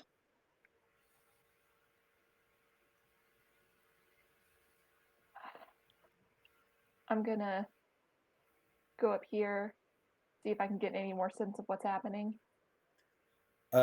You see a shock of a head of hair now connected to the arm, and a body dressed in clothes that looks familiar to you of your sister, and the hair is black, also with a veil nearby, something that your sister also wears. Vili, you've stopped. You've said to Aragorn, what else would you wish to do? Try and scope out everything, make sure there's nothing else about. Yeah. With your perception check, you don't see anything about. Yeah, you're not seeing anything from your position as it is at the moment. What's Aragorn doing at the moment? I'm just kind of doing the same thing. I'm kind of listening and maybe smelling to see if I can get any sense of anything in this direction, and still trying to creep forward. I'm kind of, if Vili looks back at me, I'm kind of like motioning for him to be quiet or to slow down if he's going too fast, just trying to not get too far apart in case something does go awry. But trying to get around where we can, maybe up farther up so we can see what's going on and maybe flank whatever's happening. Okay. Hal, and did you say Halbarad was following Aragorn? Yeah, I'm following Aragon to just kind of have his back and follow his lead here. I trust him. Okay. What else? Anybody else doing anything else? Can I run? Oh shit! Here. Go ahead. No, you go ahead. You go ahead before I make a horrible mistake. Oh, it's the sugar of chivalry. I'm going to I was just notating that I'm going to position myself. Kevin, in the position that I'm in right now, I could not potentially take a shot. I would have to move to a position with less cover. Yeah, because you're having to reach up over the 3/4 cover that you have.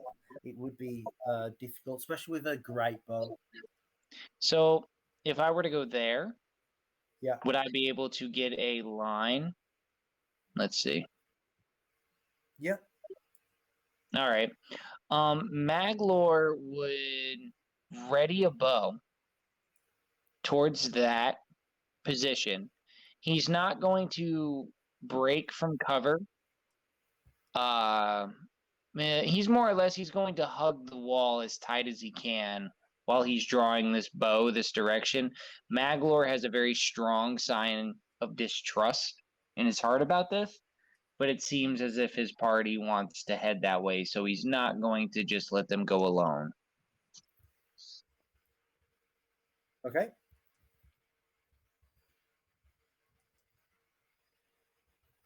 So since I saw that nothing happened to my arrow when I sent it this way, I'm gonna really quick just run to this wall and lay myself flat up against it. Nothing happens. As you do, you look inside and you can see. Let me.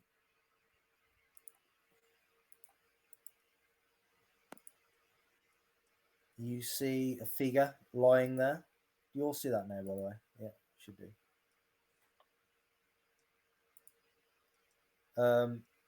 It's a woman dressed very similar to your sister when she left. Aurelian.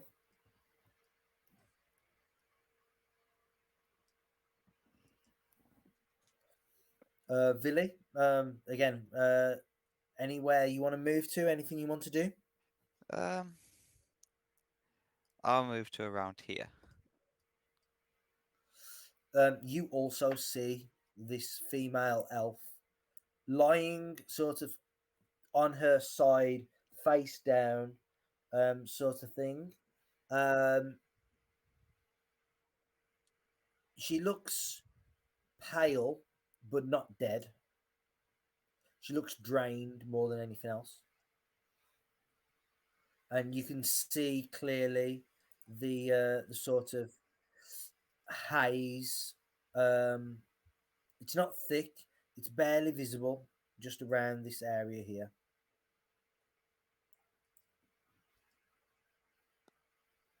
I'll relay this back to Halibich and Aragon. I'm just gonna kind of try to get up, maybe not right on Billy, but get up around, just kind of having his back. Yeah, you can see it now as well. Does Halbarad move up as well?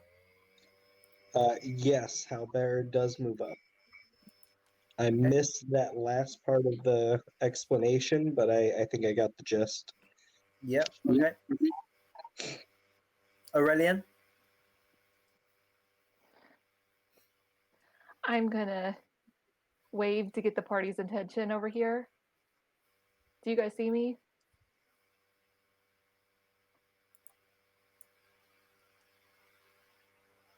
I don't think so. It doesn't look like it. No, they can't, unfortunately, because of the wall. Mm. Do I? Can I go ahead? Do I know? Did I know the sister we're looking for? Yes, Would I recognize? you would have met her.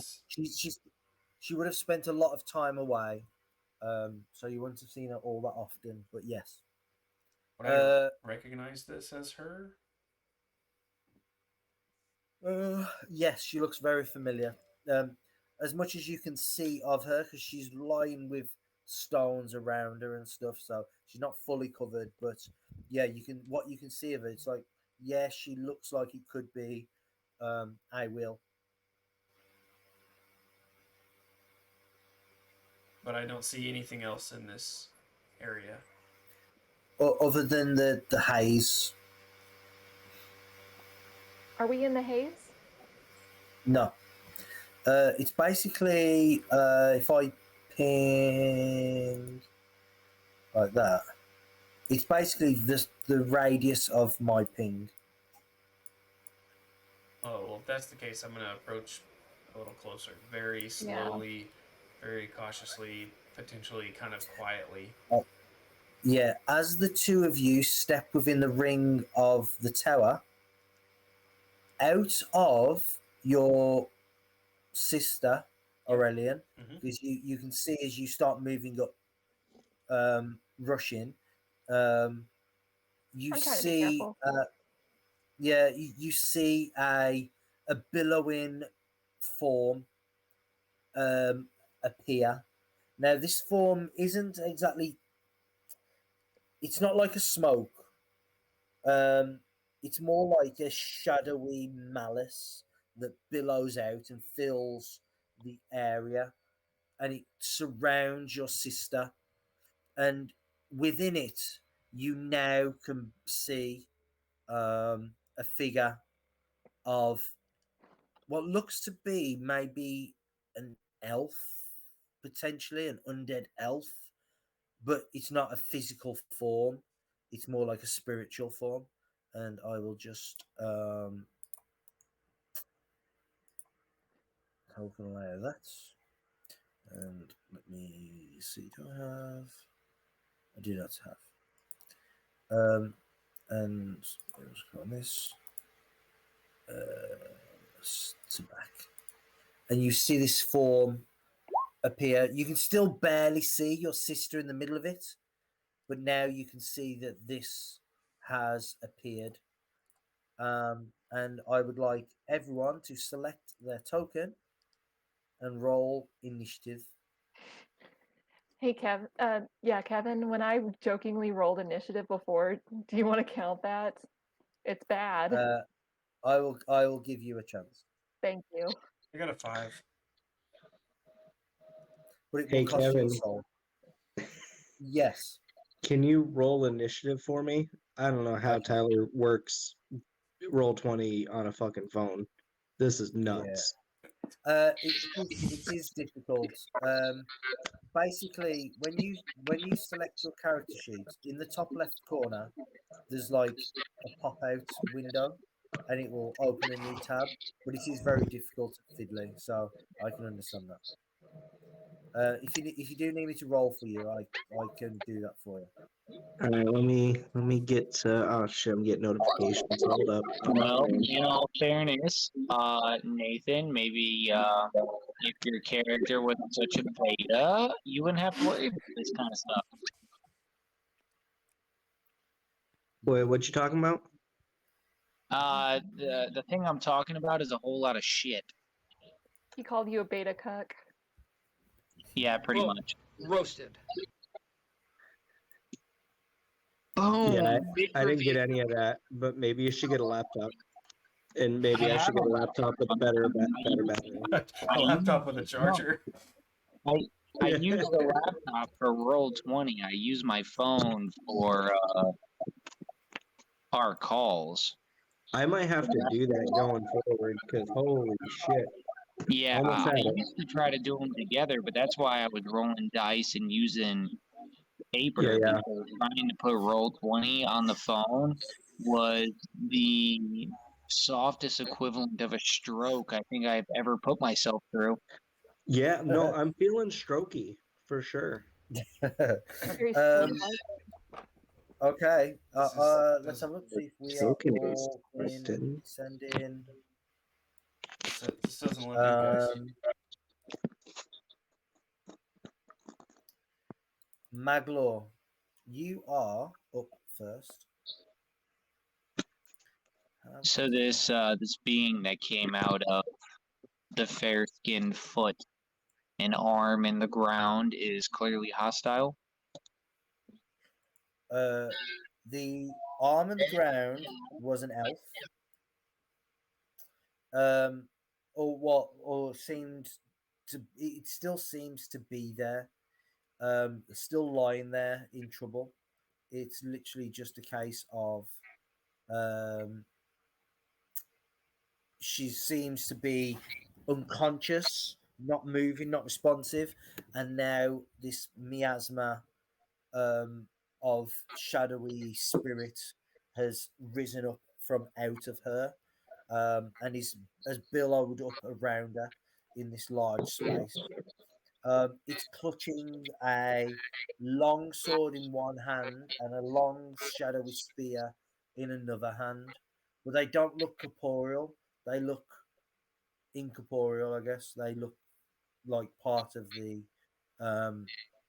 spirit itself. So, Maglor, you are up first.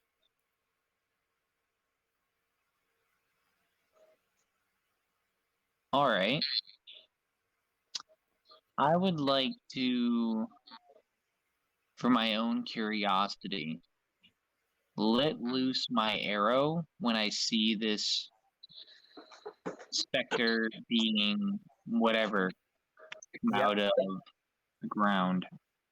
Okay. Make an attack roll. Pretty cute. Did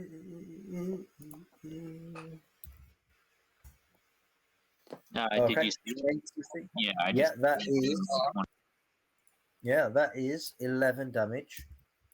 As the arrow flies, it pierces through, and the shape shrieks. Maybe doesn't do as much damage as like you would expect it to, but you know, if this is some sort of spirit, then that's kind of to be expected. Is there anything else you wish to do? Is there any being or aberration that I could sense coming from behind me? None. Then I would like to just take cover behind the wall I'm at, and that would be it. Okay. Next up, Villy. Okay.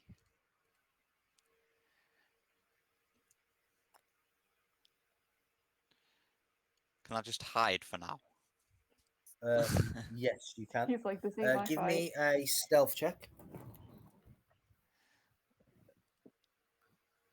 24. Yeah, you can definitely hide. You just duck back behind the wall, quicker than it probably sensed you, and just duck and hide. Anything else? No, because he's fearing for his life. um, we shall skip her turn. And Aurelian. I don't suppose there's any way I could run in and grab her without being in contact with whatever this is, right? It is completely surrounding her. Yeah, that's what I figured. Give me a Um, shadow law if you wish. okay. What would you do if I was just like, no? That's a 3. Doesn't matter. You are unsure of what this is. You don't know what its effects are. So, yeah, you can take that as you wish. Okay. Is this cover right here?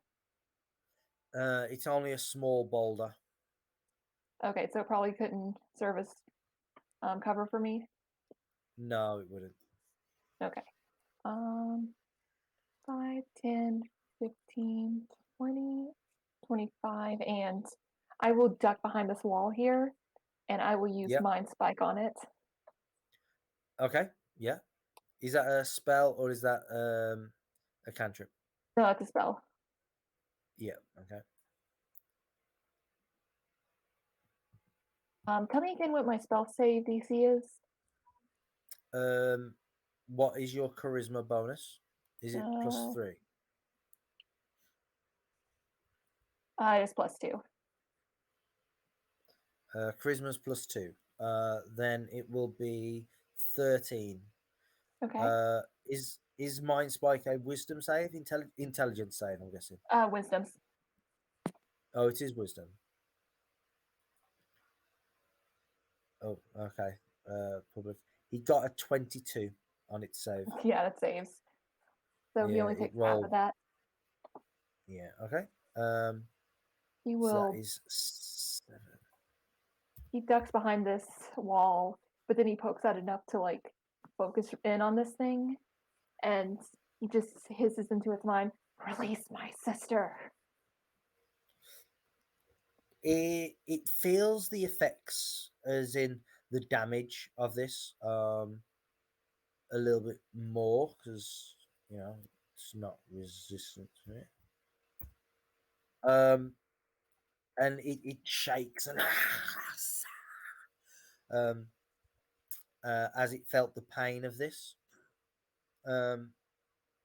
Anything else for Aurelian? He's just gonna draw his short bow and get ready to attack in case it comes his way. Okay. With the elf fleeing, it's going to move over 1,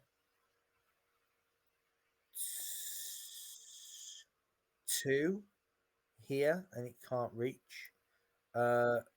So it's just going to move back to here, and it's going to hold its action just there. Halbarad, it is your turn. Oh, actually, what everyone needs to do is 1, 2. I want Aurelian, Aragorn, Gimli, and Halbarad to make a Nope. Good thing Gimli's not wisdom. here. Yeah. Not Gimli. Vili. A wisdom saving throw. Against fear. I actually think Aurelian Oh, is immune I think so. Hold on. because this is an undead.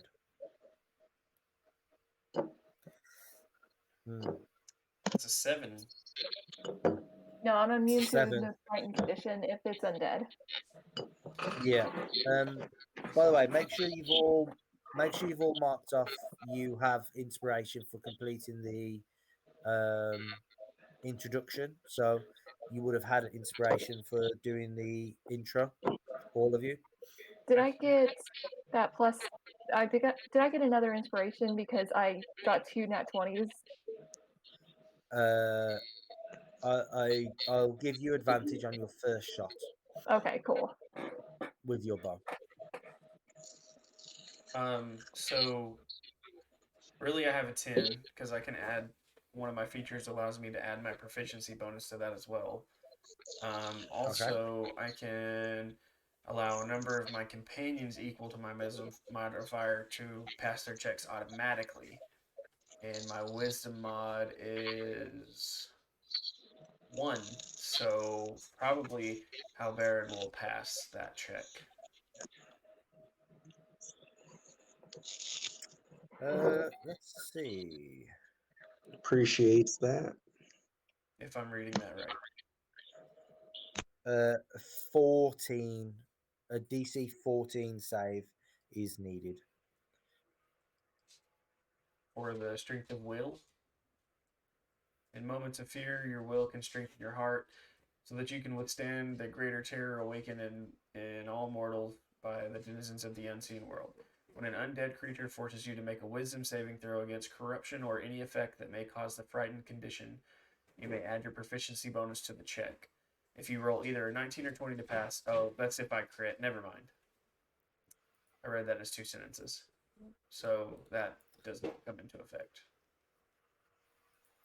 So roll a 19 all or of 20. you guys are feared. You are scared of the wraith. That That doesn't include means me, you right? are Yoink. no. There is frightened. Can you repeat the save? So started saving throw. So you are frightened of this creature. Um, as long as you are within sight of it, you have disadvantage on attack rolls. Got it. But you can still act and do everything else. Halbarad, what would you like to do? And I don't mind moving your token if needs be. Yeah, I appreciate that. Yeah. I guess so. Like, we've identified that this is Aurelian's sister that we're looking for, right? Yeah. Um, I th- I think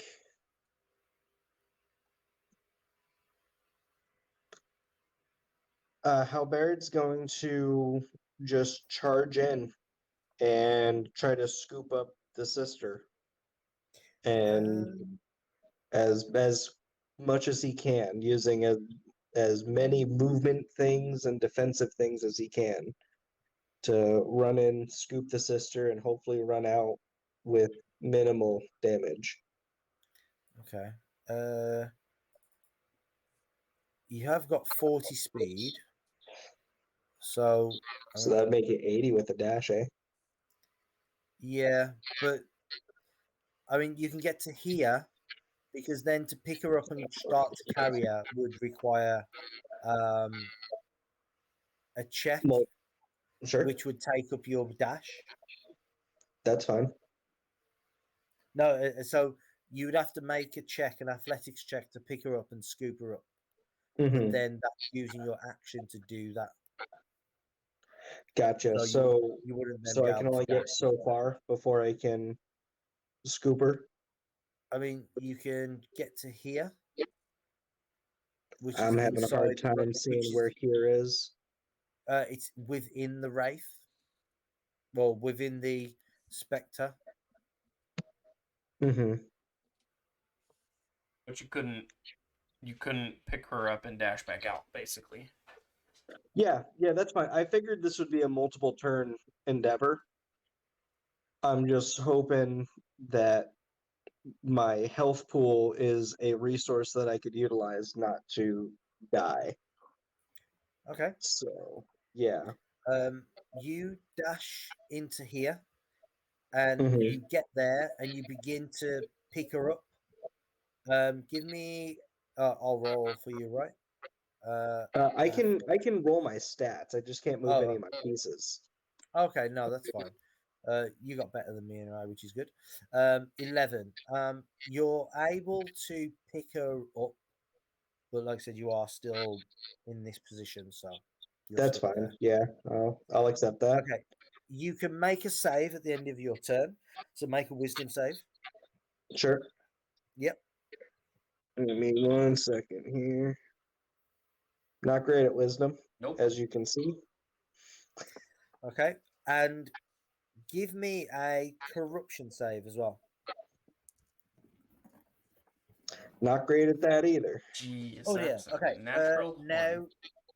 yeah. Now give me a d6. Hey, what? A d6. Come on, get a Alright, nat hold one on that too. on. For real though. And that's 6. Go on. Or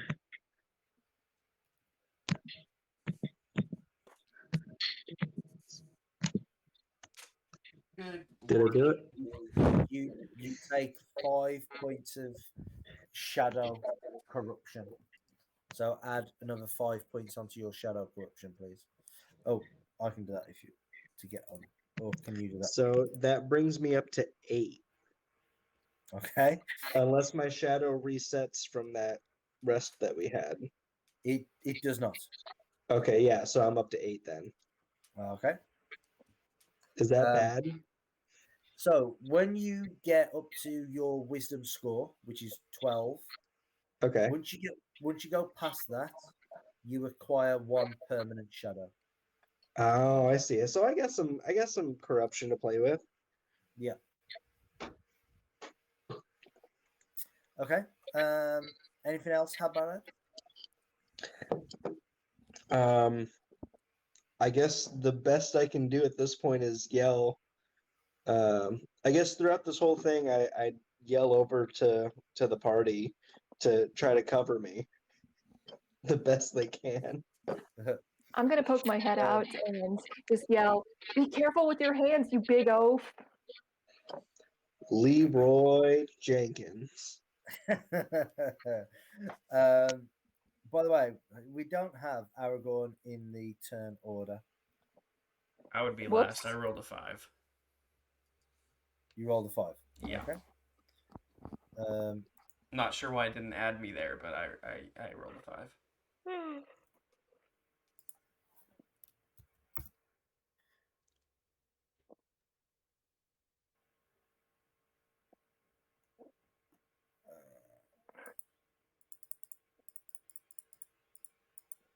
okay. I don't know where I am. Let's just go December, please. There you go. Okay. Next up is I don't know why this is saying that name, but oh well. I should be next, right? Yeah, it is. Yeah, Aragorn, you are next. I will, I guess, because I don't know really what else I can do. I will pull out these shards of Narsil and raise it high in the air, and with a war cry, run towards this specter and try to get its attention off of Halibard and Halbrad, Shadowfax, whatever his name is, Housebreaker, and homewrecker. so that he can potentially get out. Can you just call him Hightower? I don't know. I've heard you say it right a million times. It just doesn't stick. I don't know why. Halbrad. Halibard. And I guess I'll make an attack. Okay. It will be at disadvantage. Not that it matters. So 11 for both. In fact, let me just double check.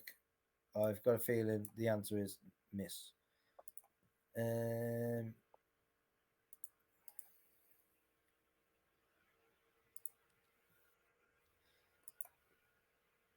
Yeah, that is a miss, unfortunately. its form shifts as you swing.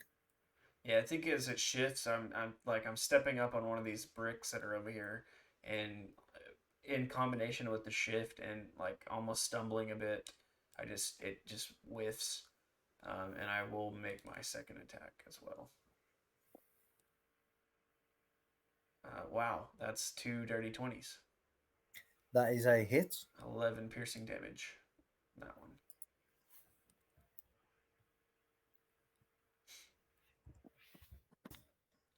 This is supposed to be the easy fight, by the way. And I'll hold my ground here and kind of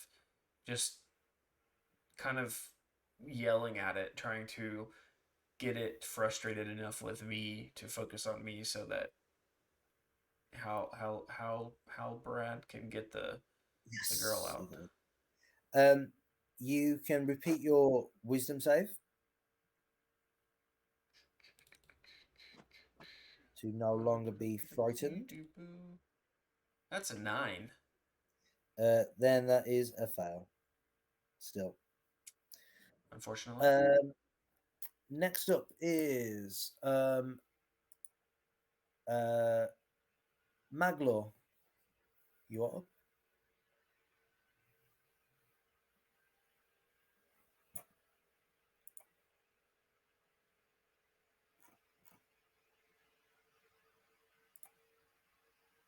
Tyler, you're died up. Again. No, my phone went into sleep, and then when I went to turn it back on, it had a absolute stroke. So that's the word of the day, folks. Yes, sir. So what I'm going to do is I will actually move myself forward, seeing the events that have transpired, move 30 feet forward to go to here. Yeah.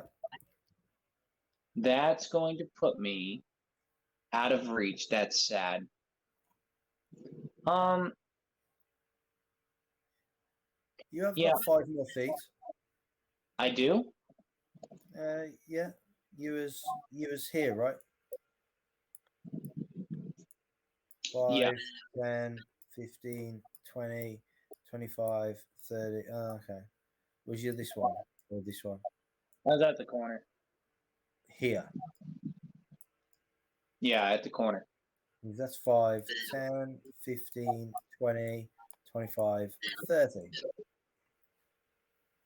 That puts me 5 feet out of range. That's annoying.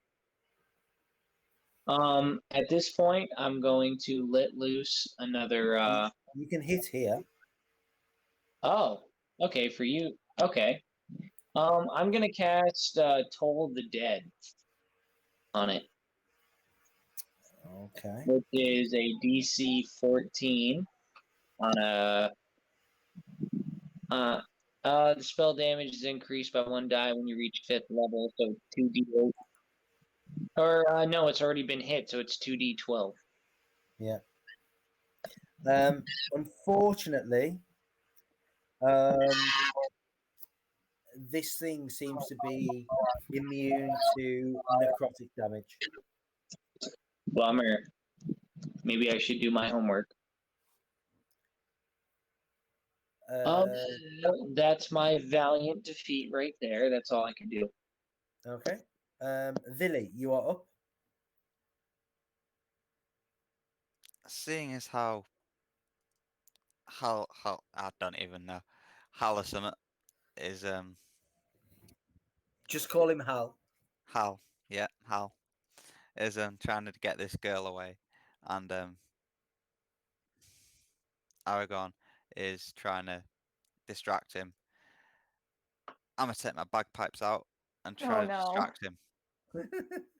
God, I knew it. I was so hoping you were gonna do that. Walk around the corner. Damage. Give me a performance check. That's the motivation I needed. 14.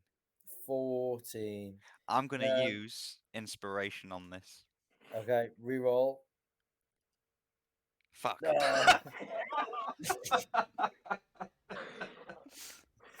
It's the exact same roll.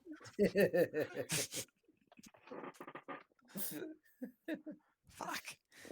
So it shimmers and shakes sort of thing, but it seems to be now focusing on Aragorn rather than the elf at this moment in time. Anything else, Villy? He's just gonna stand there, just strong. Playing his bagpipes. Okay, I will. Not in this combat. Right, the Wraith finally gets to attack. You see it swing its sword, and again, its form is shifting in and out all the time, floating around this space. So it's going to take. It's going to make a withering sword at Halbarad, missing, and then it's going to use a withering spear at Aragorn, also missing. And that is its turn. Oh, Villy, you can make a wisdom save to see if you're no longer frightened, and you can have advantage on it. Oh, you didn't need it, right? So Villy is no longer frightened of this thing. The bagpipes of destiny have soared his heart. Nice.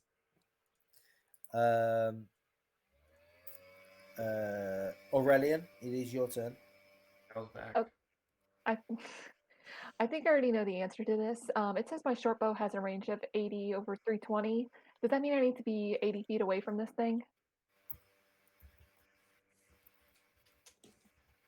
Say that again, sorry. I was saying that I'm pretty sure I know the answer to this. My short bow has a range of 80 over 320. Does that mean I have to be 80 feet away from this thing?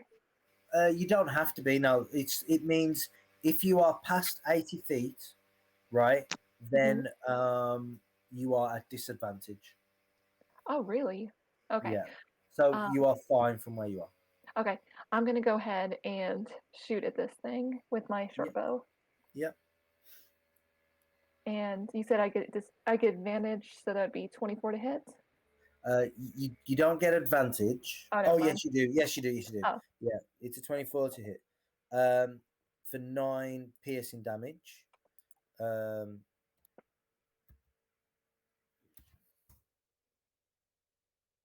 Yeah, that was actually.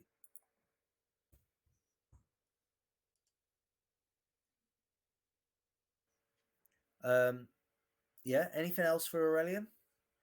No, that's going to be my action. He just pops his head back over, makes sure that Halbarad is safe with Iwiel, and then lops an arrow at this thing. Yeah, you can see that bits of it is dissipating and it's being torn apart by whatever attacks you are making at the moment. Raven Scene, Aurelian, Halbarad, it is your turn.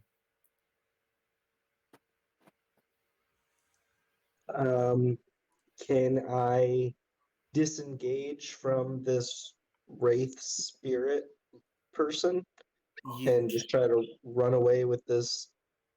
With what's your sister's name, Aurelian? Iwiel. Awiel. Yeah, I'm just gonna try to escape with Awiel.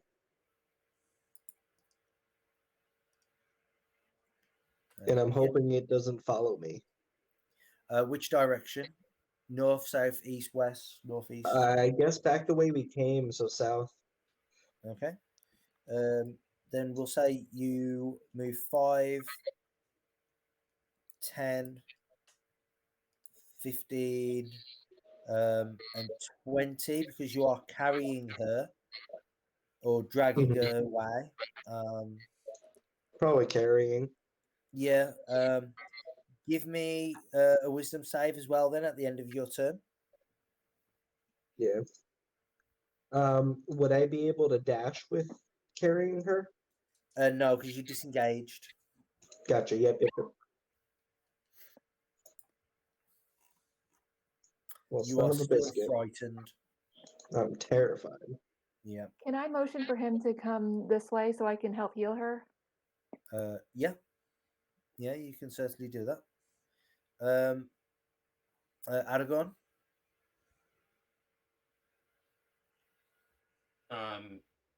Does anything happen when he gets her out? Nothing that you can tell. It seems annoyed. It seems pissed off that he's taking her. I'm gonna stay within its reach so that I'm not, getting an opportunity attack or anything. But I'm gonna move around in front of it and kind of block its path towards her and just attack it again.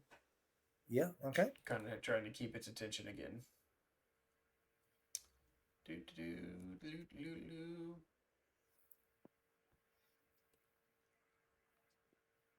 Oh, wrong button. I know how to use this thing. 26 to hit. Well, do I have That is disadvantage? It's a 16 if I have disadvantage. a 16 still hits for 10. I just imagine it's a bit like the scene where he calls on the dead but it seems like he shouldn't be able to hit, but he's starting to shave off pieces of the shadow and pieces of the specter and wraith. It is very much just like that. And then he will do his second attack as well. Just trying the whole time, maybe different than what you've seen Aragorn do before. He's actually he's just acting kind of crazy with his battle cries, just trying to keep the attention of this thing. 23 to hit for 13 damage. That is nice also.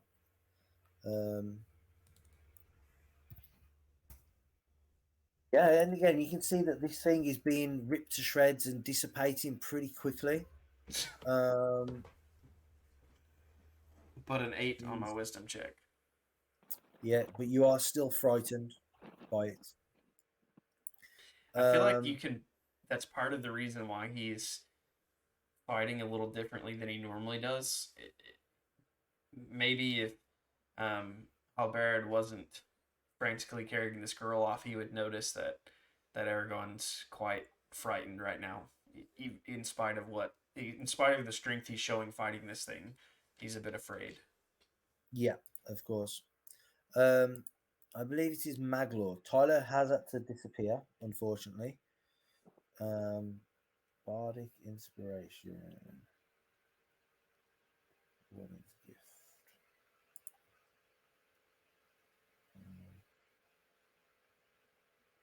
Attack roll. Let's check saving throw. Let's read it.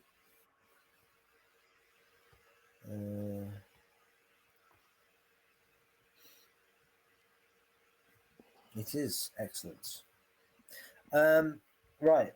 Maglor is going to shoot at the Wraith, the Spectre.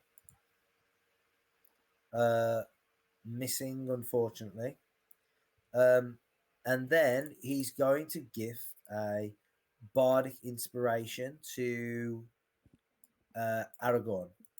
So you can feel inspired and roll a d6 on your next check. Might be a d8 actually. I think it is a d8. On your next save or attack roll, that's entirely up to you. After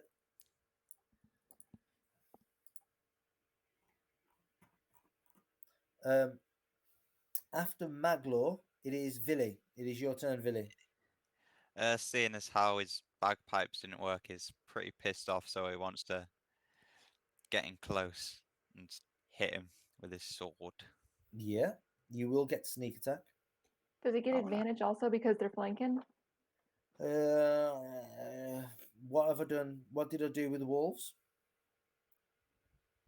I don't think we ever flanked them. I feel like we did that.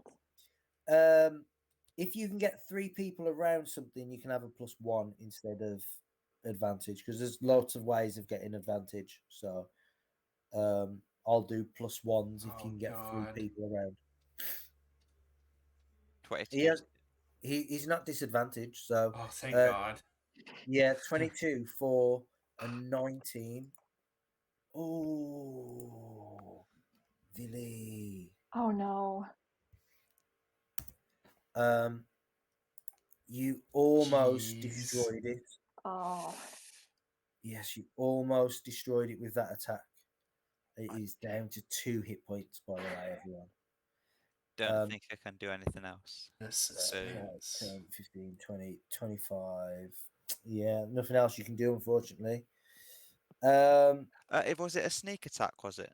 It was a sneak attack, yeah. Could I use filch? Does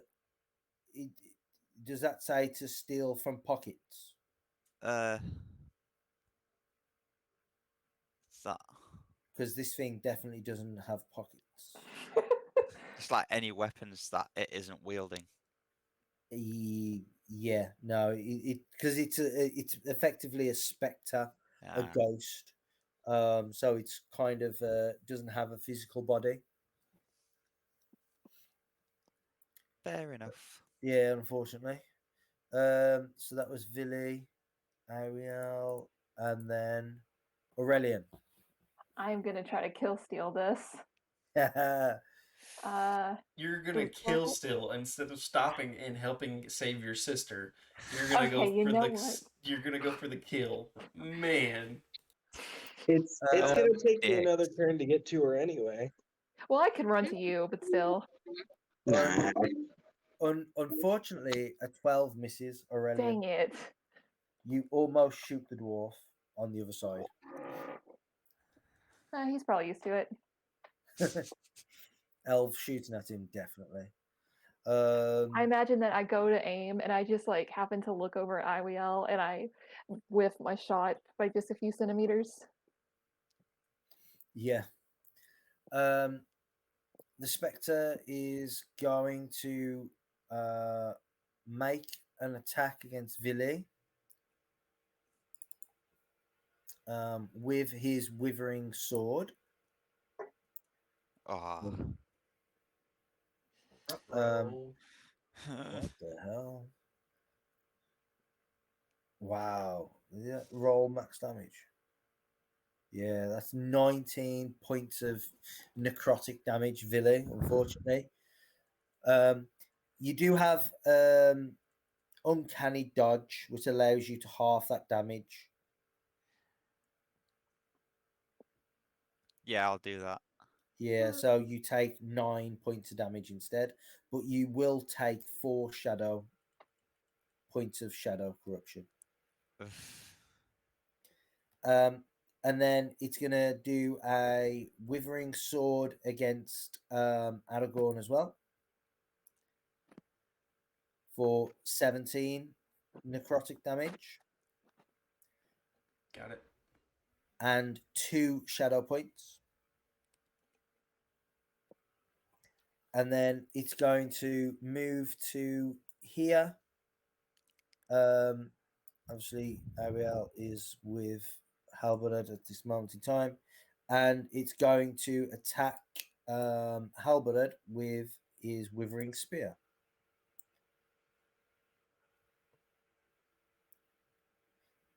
Missing. Still can't hit Halberd. Thank goodness. Yeah. And that is its turn. Finally hit you though. Excellent.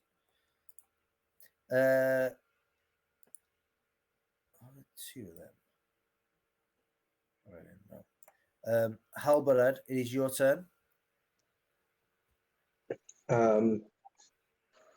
So where is I have D20 or roll 20 opened up now. Gotcha. So I'm gonna run over towards Aurelion and I'm going to drop off Ariel. Iwiel. Awiel. Yep. I'm gonna drop off Awiel Who's it's as and what's its galore. as gently as he reasonably can. It might seem a little rough, but like, we're in a life or death kind of situation here. And then if he has enough movement speed. He would like to turn around and possibly attack. I don't know if that's too much for the turn, though. No, that's fine because dropping off a dead body. Did I say dead body? Is is a free action. Gotcha. I would. Well, you sure don't know how to take care of a lady.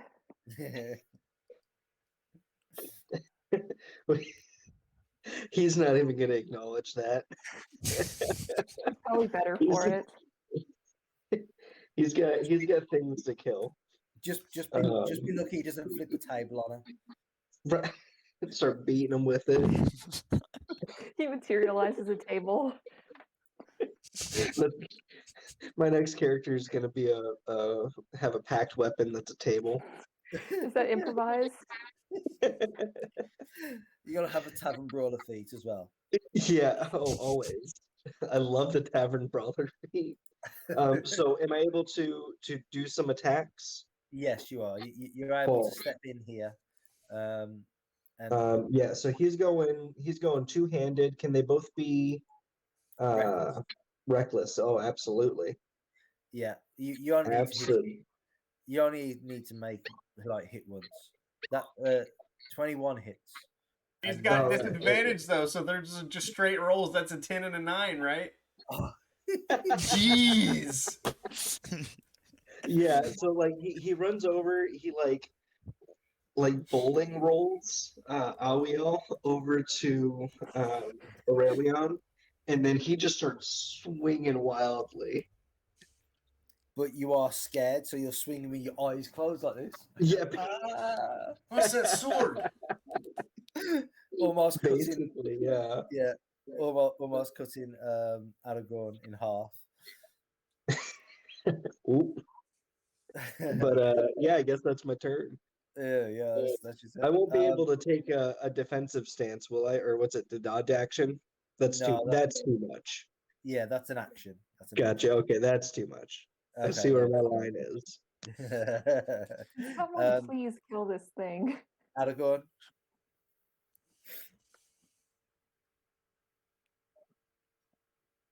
It is done. After seeing Alvarad come running up with his eyes closed, just waving, flailing his huge sword around as he tends to do when women are around,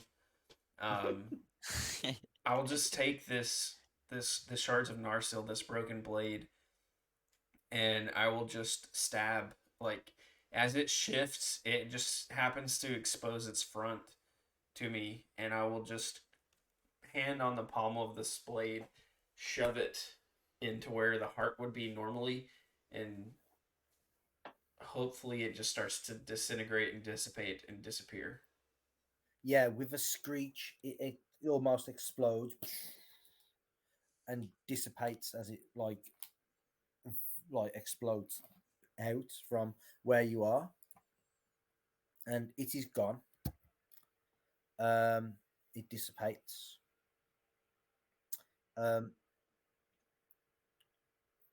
Quickly, is there anything else you would like to do? And you're no longer frightened, by the way, everyone. We're no longer farting?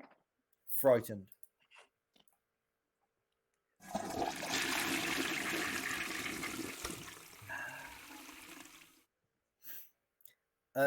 Aurelion, your sister is kind of placed at your feet.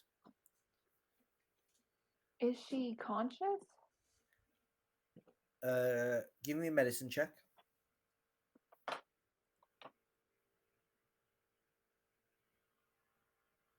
13. She's pale, but she's breathing, but faintly. Okay, do I need to use spare the dying on her, or can I start bandaging her up? You don't see any physical wounds.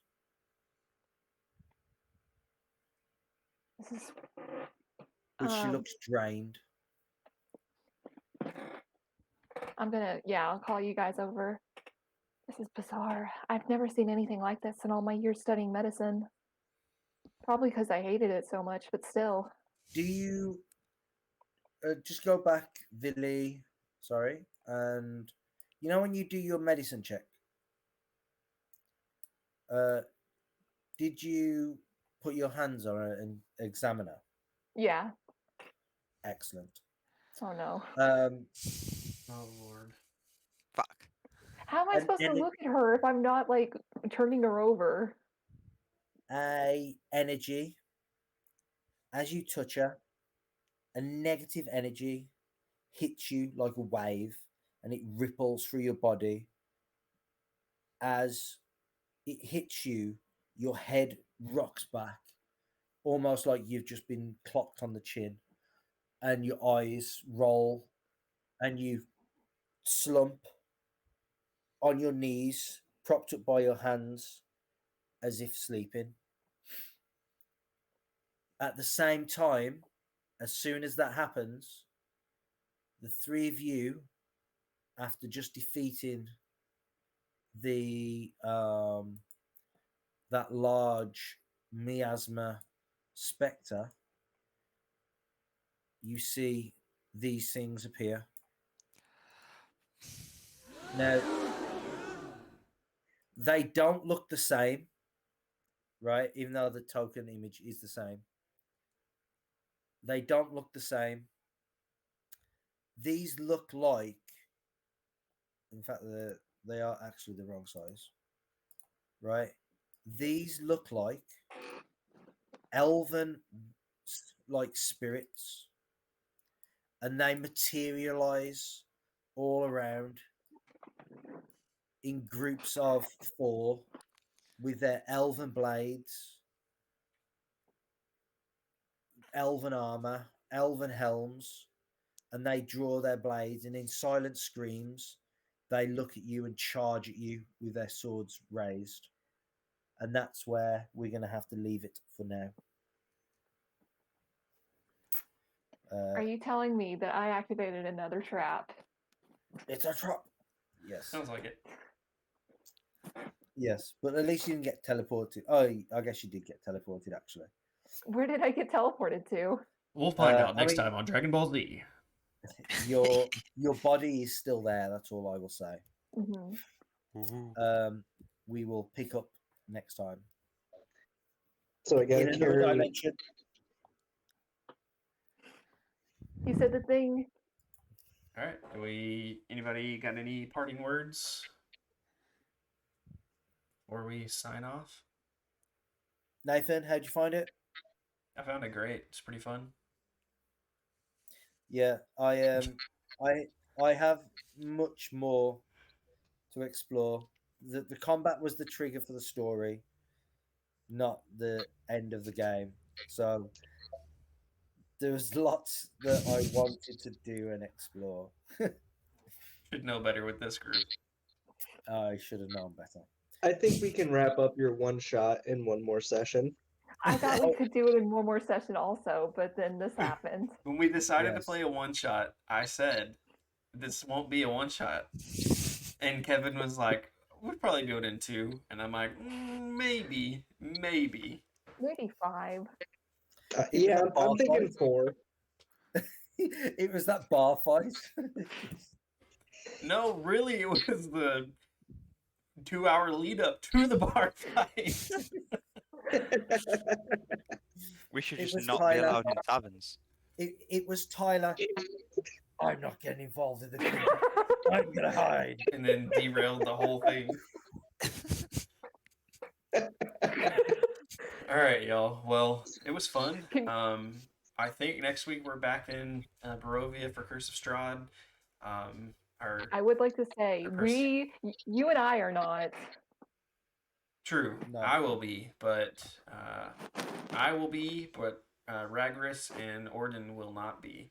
We're going to try something a little different, and since we split the party last session, we're going to have 2 separate kind of storylines till we meet back up, where we play one side of the party one session and the other side of the party the next session. So surely nothing bad will happen with that, seeing how many traps we ran into last week. So be here for that because that's going to be a lot of fun. Oh, Kai can play chorus from next week, right? Because you're back. Oh no, He's dead. Chorus is dead. Chorus is dead. Tried to slit his own throat and then got stabbed. And then I tried to stab Syraxis, and you were cool with it. Oh yeah, like he's expendable. But that being said, we started late and we're running later than normal, so we're gonna go ahead and head out. Let me check and see. Jarl of Goats is not on, so we're gonna raid another person that's been kind of helping us and supporting us that we met through Jarl of Goats. We're gonna raid Dumpgra. He's playing the Elden Rings right now, I believe, which everybody's playing right now, and I'm kind of jealous. I was going to say, that's so original. Where did you get the idea? But we'll throw up the end screen if you want to stick around. If you're still in chat for the raid, just let them know who sent you. Post that animated emote in the chat and cause some havoc, and we'll be good. We'll see you guys next week. We'll see you in another dimension.